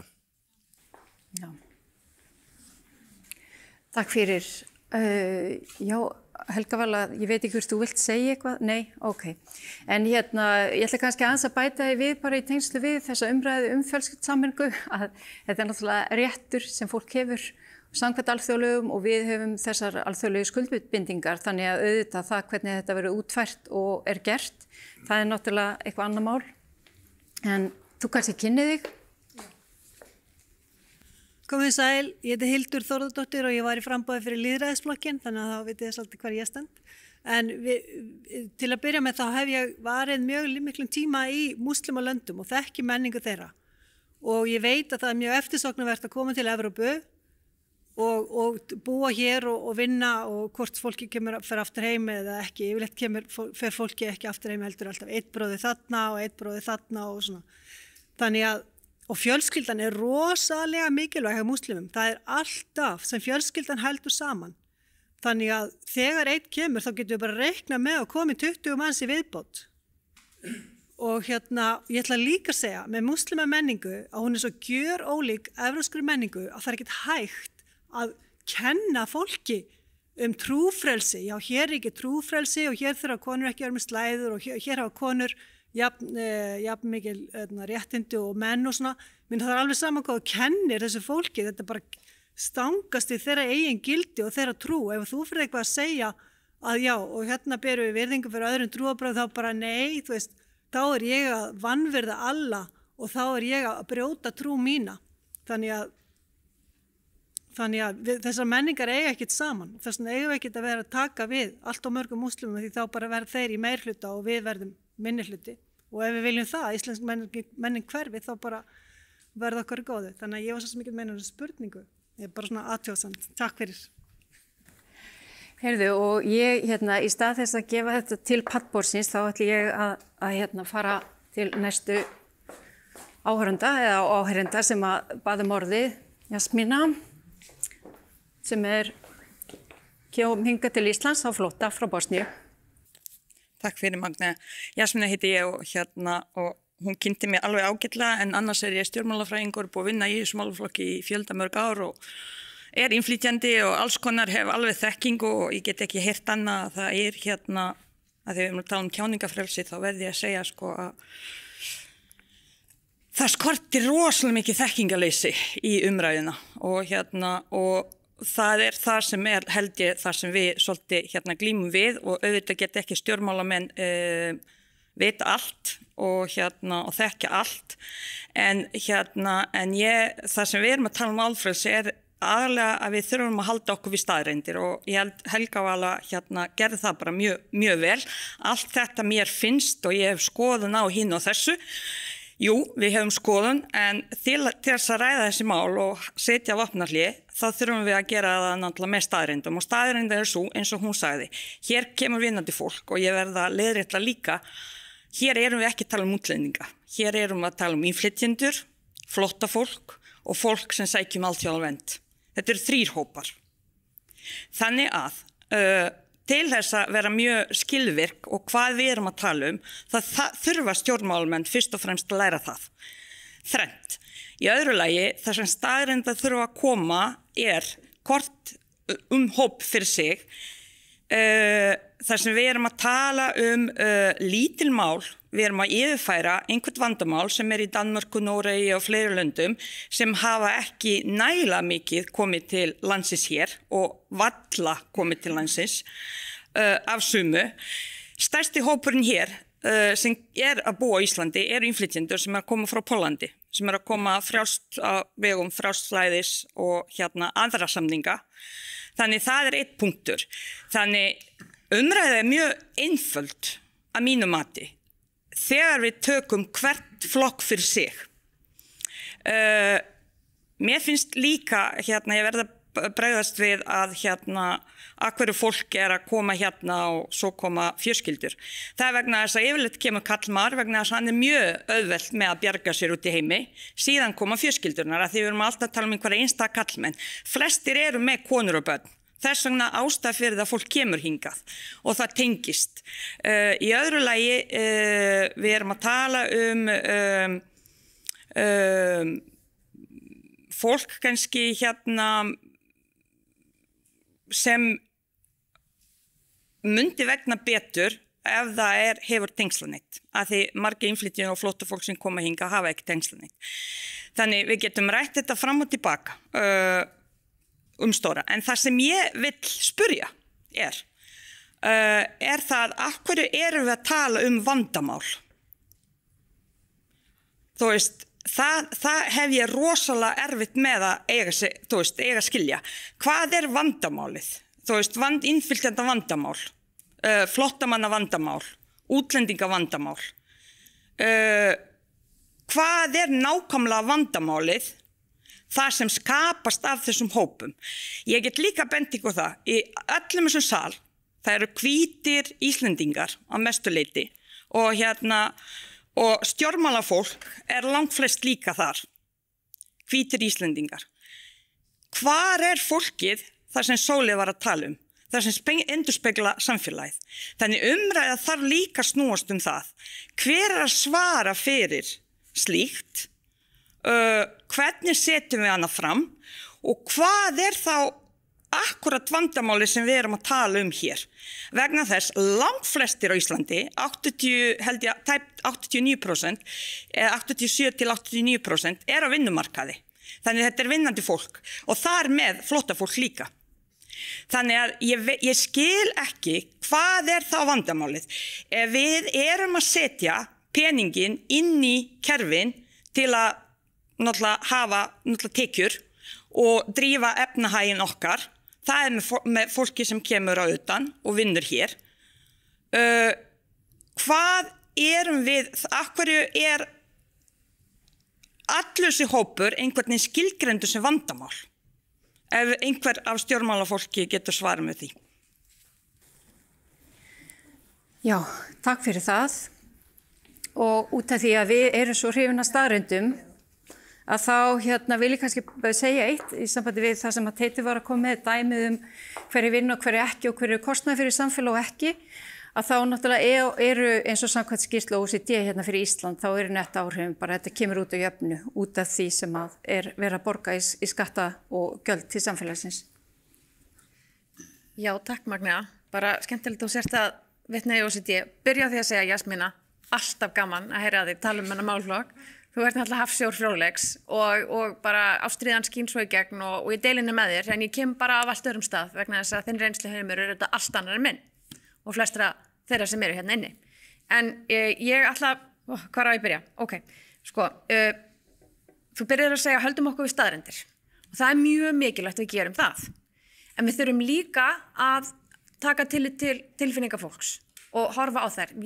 Ég bara í þannig stöðu sem stjórnmálamaður skilgreini að ég get ekki virt þær að vettugi í heildar samhengi hlutana. Þú veist, ég get ekki sagt við konunni í Kringlunni, já en sjá til skýrsla OECD. Þú veist, ég verð að mæta inn í augnhæð og tala við hana. Það þýðir ekki þessi sammálinni. Konan í Kringlunni bara uppfull, hún getur sagt mér frá alls konar vandamálum. Ég hef ekkert svo sem neitt tíma til þess að fara yfir það hér, hver vandamálin sem henni finnst vera, við vitum alveg hver þau eru. Vandamálin sem mér finnst vera, og ég kom nú inn á það aðeins áðan, það að aðeins 18% þeirra sem setjast þér að með erlendan uppruna, sem ég kalla bara útlendinga, þú bara fyrirgefur, tellir sig að hafa góða færni í íslensku, á meðan meðaltalið í OECD 60%. Þarna eitthvað vandamál til þess að ávarpa og við verðum að ganga inn í það. Kann ég leysa það? Nei, en ég veit það hins vegar að þegar ég fór í vinnustæðheimsókn fyrra í Tenkan Factory, Dósaversmiðjuna, niður í Skeifu, þar sem verið að kenna fólki sem vill læra íslensku og ég ræddi þar við konunnar á kaffistofunni sem voru bara að koma þarna að kenna á kvöldin.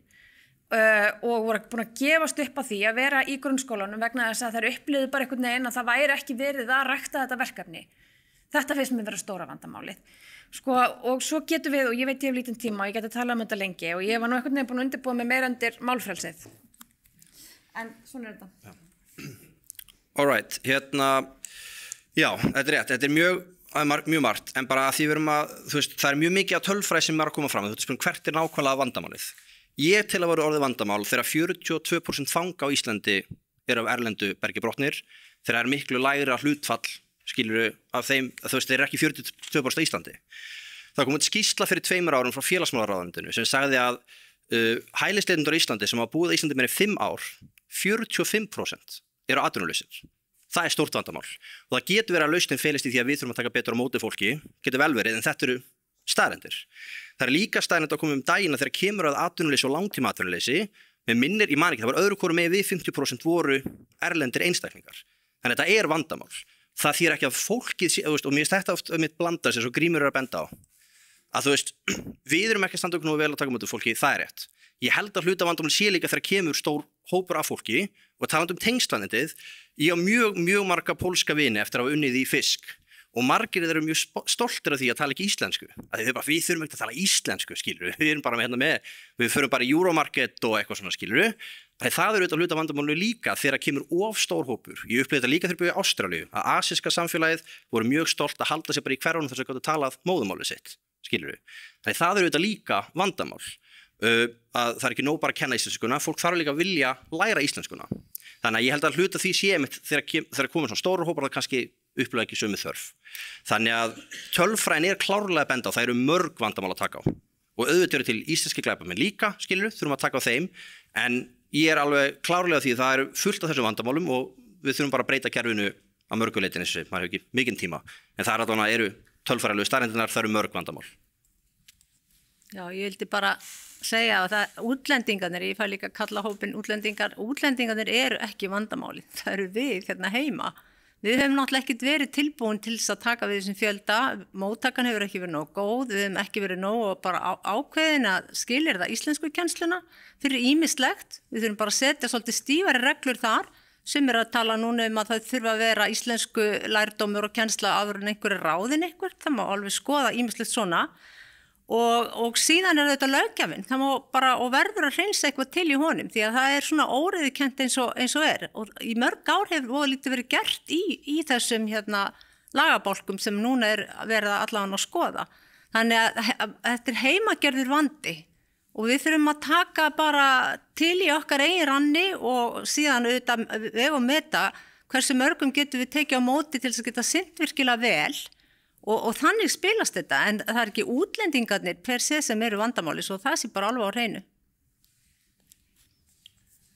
Já, takk. Mér finnst óþarfi að tala vandamáli í þessu sambandi. Hins vegar það þannig að þegar verður mikil fjölgun á eins og hefur orðið síðustu ár, orðið mikil fjölgun á erlendum, fólki með erlendan bakgrunn hér á Íslandi, þá verða auðvitað álag á ýmis kerfi og það kann að líta út sem einhvers konar vandamál. Það skólakerfi, það heilbrigðiskerfi, það félagskerfi og við þurfum bara að vera tilbúin til þess, hefðum þurft að vera tilbúin 2015 þegar það fór að fjölga hérna af fólk kominga, þá hefðum þurft að vera tilbúin, við vorum það ekki. Þannig að ég held að málið sé það að hætta að líta á þessa vandamál, líta á þessa verkefni, reyna að leysa það og vera síðan þá tilbúin ef það skildi koma aftur álag sem að gerist örugglega.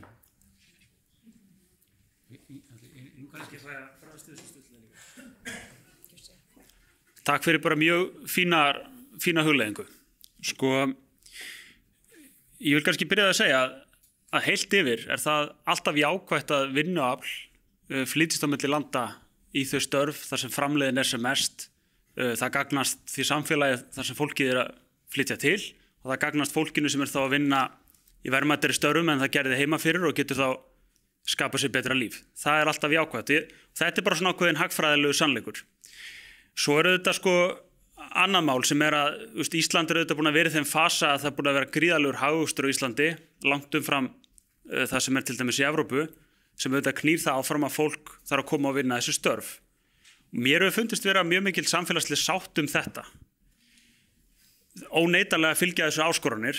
Þær birtast meðal annars í því að hvernig tekst að kenna fólk íslensku og svona, ég vil reynda að segja bara þeim útlendingi sem flyttur inn á fullorðinsaldri og tekst að læra íslensku, það bara á við það að klífa Everest sko, því að ég er svona eiginlega meira kannski að horfa á börnin sko, og ég meina börnin mín á leikskóla sem helmingur barnanna eru foreldrar sem eru erlendir og meirihluti starfsmanna eru erlend og þetta er risa áskorun upp á hvernig þessi börn komin í skólakerfið og hvernig þau ná að fóta sig í íslensku samfélagi og svo framvegis. Það sem að ég var að vísað áðan var, og það sem er náttúrulega kjarnin í umræðin í Evrópu þegar við erum að ræða útlendingamála, því mist, og það sem knýr áfram umræðan hér ákveðnu leyti, er að hópar er aðlagast misvel. Og umræðan í Evrópu til dæmis innflytjendamál snýst ekkit sérstaklega fólki frá Balkanskaganum, í raun og veru ekkit verið að ræða það í dag, hún snýr miklu frekar að þeim hópum sem hafa verið að koma utan Evrópu. Og ég var að vísa í þær tölur áðan að þær eru þetta ískyggilegar þegar eru þannig að það er innbyggð ósjálfbærni í móttöku ákveðina hópa. Og það skapar þetta ákveðina sundrungu.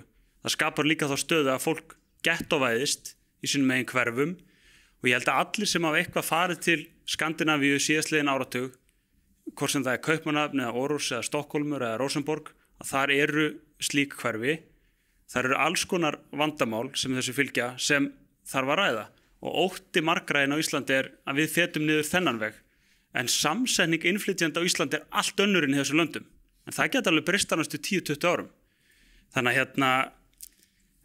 þetta er örugglega rétt hjá með skýrslu OECD en það er eins og líka rétt að ef við erum með sömu samsetningu af innflytjendum og í Skandinavíu þá verðum við að glíma við nákvæmlega sömu vandamál og annarkvort byrgjum við brunni núna eða ekki. Og þá held ég að það verði ekki meiri stilling í umræðinni en eftir 10 ár.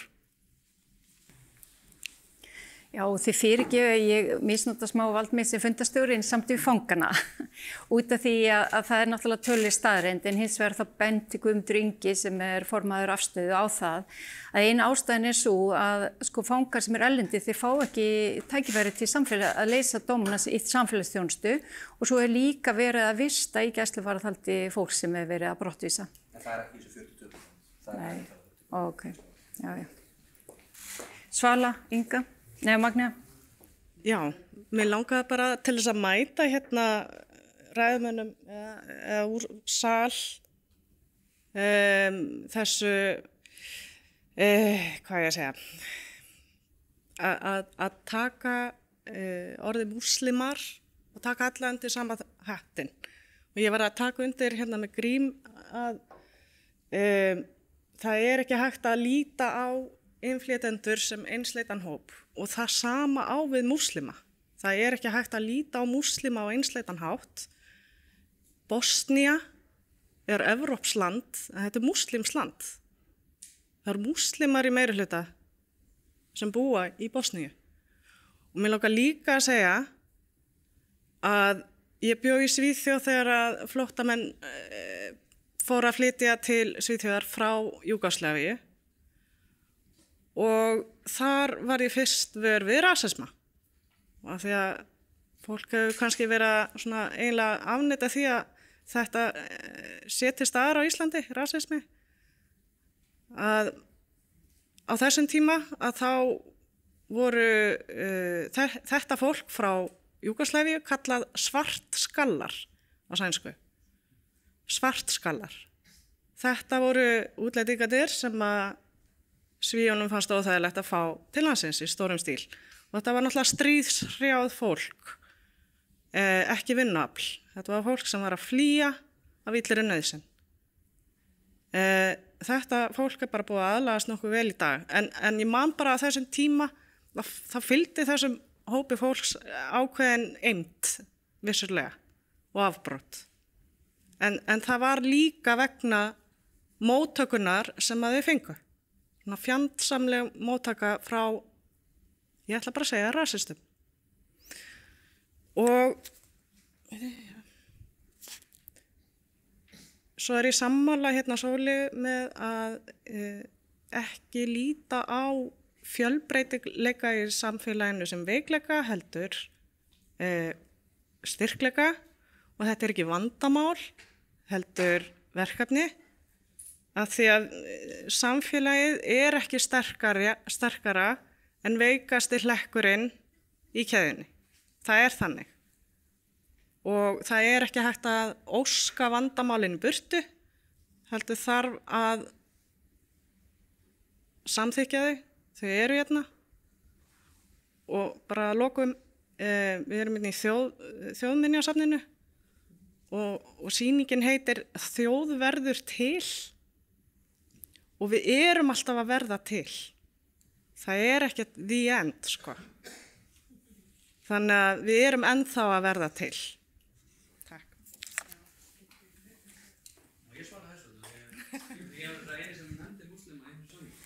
Já, það er bara alveg sjálfsagt. Þú mátt taka til máls. Nei, ég út af því að það er verið að tala um múslima, þá eins og svo sem var að ræða á hann, þá hef ég líka reynslu af því að vera í löndum þar sem að múslimar eru miklu meira. Ég held að það sé nákvæmlega rétt hér. Ég held að við þurfum sko að ræða þetta í því samhengi að múslimar eru ekki einsleitir, sem er náttúrulega bara gefin stærð með það að það sé 2,1 milljarður eða 2,2, hvað sem það er nú í dag. En aftur á móti þá vil ég samt líka brýna það að sko það er mjög mikilvægt að við séum þá að tala þau vandamál sem að fylgir til dæmis heiðursmenningu og öðru sem að hefur verið að eiga sér stað í þessum heimshlutum. Og það sko eins og hefur oft verið gefið undir fótinn að þegar að svona vandamál hafa komið upp með palestínskar fjölskyldur með saman við heiðursglæpi og annað, að það sé einhvern veginn sko rosa slæmt að vera að tala það, að þá erum við ekki að gera þeim múslimum sem að hérna eru komnir neitt greiða með því að vera feimin við það að ræða þau mál. Það eru heiðursglæpir sem orðnir miklu tíðari í Evrópu, Vestur-Evrópu sérstaklega, og það er stórkostlegt vandamál. Og ég eins og segi, þú veist, þegar að, ég held að Lenja Rún hafi verið að tala það, að hún hafi lent í því að vera kallið kúrdísk mella á einhverju tímapunkti, á einhverju veitingastað, aðrar konur sem að kjósa það að hylja sig ekki, þær eru álitnar að vera hórur og annað. Þannig að sko það að við séum að tala þetta í samhengi við það, og sko ég ætla ekki að segja að þú hafi verið að gera, en það er ofta á tíðum samt gert svona málað upp þannig að við þurfum ekki að vera að tala þetta sem einsleitan hóp, og ég er hjartanlega sammálaður, en við þurfum þá á sama tíma að vera að tala raunveruleg vandamál sem fylgja þeim hópum sem hafa hingað komið frá þessum löndum. Hvað segirðu? Já, hvað sagði ég? Hópi. Já, ok, einstaklingum og hópum reyndar líka, sem, já. Já, takk hérlega fyrir það. Og við erum náttúrulega bráðum að verða búið með tíman hérna, en svona kannski í þessu samhengi þá einmitt langar mig líka bara að segja að í raun og veru þvert á trúarbrögð þá eru mjög mismunandi hópar, sumir eru mjög trúaðir, sumir eru ofstækismenn, sumir eru öfgamenn, sumir eru frjálslyndari, sumir eru hófærari, og þess vegna er náttúrulega alltaf gífurlega mikilvægt að takast á við öfgar í hvaða formi sem það er birtast, en ekki fara að gera ráð fyrir því að allir séu öfgamenn sem að tilheyra til að mynda einu trúabræði frekar en öðru og svo framvegis. En já, Þorsteinn, þið langar að taka til máls. Takk. Aðeins að synga upp á tíman, við reynda byrjuðum svolítið sent út af þessu 12 versinni sko. Ég heiti Þorsteinn Sigurlaugsson, er varaformaður félagsins Málfrelsis og hagfræðingur. Og ég ætla að halda svona 20 mínútna ræðu núna. Nei, mér langar að þakka frumalöndum og þáttakandi í Ballborði og allir sem hafa komið með spurningar rosalega vel fyrir að opna og taka þátt í þessari umræðu og taka þátt í að opna þessu umræðu vegna þess að ég held að það sé rosalega mikilvægt. En það er mikið talað vandamál sko og það sem að, það er kannski bara 2 atriði sem ég langar að koma inn á. Af því að ég hef verið að fást í það að kenna bæði fólki og fyrirtækjum að leysa vandamál og þá er alltaf fyrsta spurningin sem að ég spyr þegar við förum að tala vandamál og ætlum að leysa þau, hvert er vandamáli, hvernig lýsum við því og hvers vegna er það vandamál. Og við getum bent nefnilega á alveg endalausa hluti sem okkur líkar ekki við en sem eru raunverulega ekki vandamál. Og þegar ég er að kenna fólki að leysa vandamál þá byrja ég alltaf á því að segja ok, til þess að eitthvað sé vandamál þá þarf það annarkvort að hindra það, að við náum einhverju tilteknu markmiði eða þarf að koma í veg fyrir að við getum viðhaldið einhverju ákjósanlegri stöðu. Ef að það ekki, þá það ekki vandamál. Og af því að þú nefndir ekki Dagbjört áðan konuna í Kringlunni, sko, sem hefur alls konar ranghugmyndir, kannski, og sínar tilfinningur og eitthvað slíkt, sko, að þá myndi ég aldrei mæta því þannig að þar sé verið að lýsa endilega einhverjum raunverulegum vandamálum. Ég myndi frekar kannski segja, ef að fólk hefur almennt, og eins og mér sýndi til þess könnun sem var gerð þetta daginn, benda svolítið til, mjög rangar hugmyndir það hvernig staðan þá það vandamál. Það að segja röngu upplýsingarnar, eins og Helga var að tala eru vandamálið. Og ég held að þetta sko, og kannski bara einn punktur sem að Svala kom aðeins inn á, hvers vegna erum við með flóttafólk, hvers vegna fólk að flýja, sko, það eru ástæður fyrir því. Og við erum vissulega á Íslandi, við erum Íslendingar, en við erum hluti af heiminum.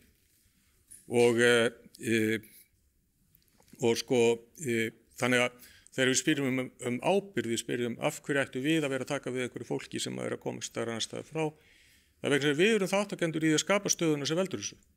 Við erum það. Og ég held að sko, ég svona svolítið kannski bara þetta lífsmotto sko, að það sé tvennt sem skiptir máli í lífunu. Og það annars vegar það að hjálpa þeim sem mann þykir vænt og hins vegar að reyna að gera það sem maður getur til þess að gera heiminn betri. Það kannski svona punkturinn bara sem langaði að koma á framfæri og koma inn í þessu umræðu svolítið. Takk. Já, þetta nú mjög eiginlega bara viðeigandi lokaorð nema eða hvað, ef eigum að halda umræðan áfram, ef einhver alveg að brenna inni með eitthvað tiltekið. En við ætluðum sko, að gefa kannski ykkur, sem sagt, Helgu Völu og Sóley, smá tækifæri til að segja einhver lokaorð. Sóley, vilt þú segja eitthvað? Kannski bara eitt menntakerfi. Ég persónulega var í viðtali með fyrrverandi forsætisráðherra Katrínu Jakobsdóttur þar sem að hún sagði mér að það veri fullt af nefndum sem að vera að taka á til dæmis rasisma í grunnskólum eða menntaskólum og eins og var nefnt á þann að þá, eða til dæmis eins og ég nefndi í greininni sem ég skrifaði, þá þetta oftast svona hvítir Íslendingar sem eru teknir í viðtöl en ekki krakkarnir eða við sem að höfum lent í þessum atburðum sem að gerast inn á grundvelli í skólanum með eitthvað svona og fyrir mér hefur þetta skapað ákveðið vantraust vegna þess að ég fæ einhverju upplýsingar sem að ég sitt með og hef von á það verði eitthvað gert en ég fæ ekki frétta neitt á því. Þannig mín spurning svo hvað verið að gera eða verið að gera eitthvað. Viljið þið svara þessu eða hver vill? Ég bara veit ekkert hvað að gerast í þessum nefndum. Nei. Þessi koma á framfæri, ég held að það ekki svarið. Já, ok, það. Ég meina, ég ætla bara rétt að vona að forsætisráðuneytið sé að halda uppi einhverja af þeirri vinnu. Það sem ég, hvort að það þó átti heima þar, sko, ég ekki eins og viss það. En sko, eitt ætla ég að segja sko, bara fyrir ríkisstjórn til tekna að það var auðvitað sett fram metnaðarfull aðgerðaráætlun í sambandi við innflytjendamál. Og ég veit að það þá að taka alveg bara svona þau verkefni og færa þau eitthvað til. Og þetta alveg ótrúlega leiðilegt svar á snemma kjörtímabili. En mátt alveg trúa því að það fólk sem heldur þessu á lofti innan ríkisstjórnarflokkana. Eins gott.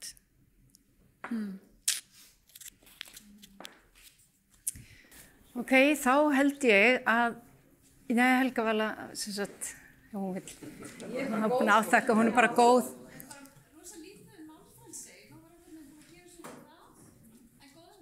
Já, og en við, sem sagt, við erum náttúrulega komin á okkar endapunkti, en þetta er náttúrulega svona umræðuefni mitt sem við getum bara haldið áfram og fjalla þá meira málfrelsi. Og mér langaði kannski að segja bara eitt að lókum að við ljúkum þessu fundur sem kemur eiginlega inn á það sem Helga Vala var að segja í sambandi við þegar að það er ákveðin svona hópur tekinn dálítið út fyrir sviga og notaður svona dálítið sem sökudólgur og þú varst að tala öryrkja og svo núna beinist þetta mikið gegn innflytjendum, kannski sérstaklega hælisleitendum og þá verið og það, eins og einhver sagði við mig, tilfinningin rétt en staðreyndir eru rangar og þar leiðandi kannski vandinn, það svo mikið það sem að fólk að horfast í augu við dag í sambandi við ástandi og húsnæðismarkaði, hátt vaxtasti og ýmsar áskoranir sem við að eiga. Og það innviða skuld. Nú þetta ríkisstjórn að gera mikla tiltekt og meðal annars verið að skera niður í íslensku kennslu til fólks af erlendum uppruna og einnig í inngildingar aðgerðir sem hefur reynda verið gert athugasemdir við.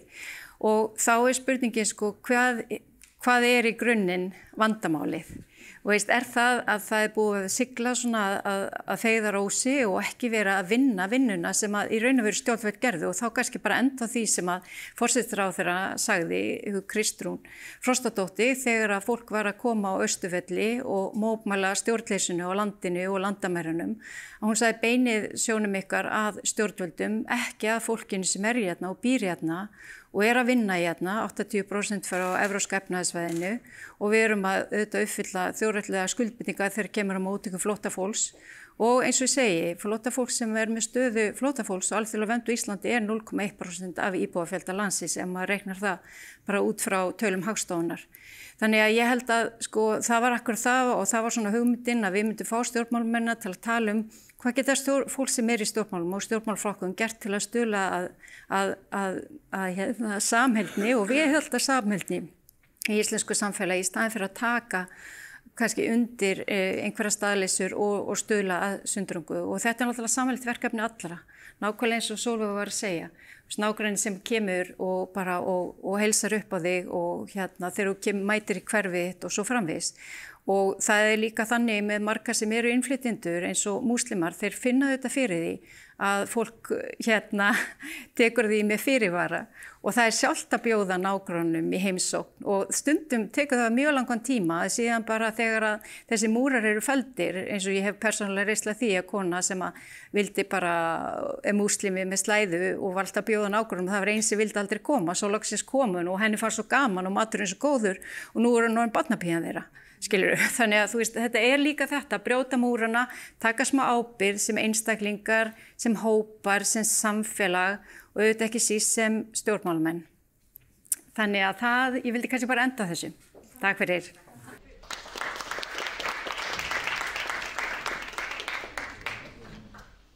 Þú ert að hlusta á Samstöðina. Róttækt sjónarhorn á atburði dagsins.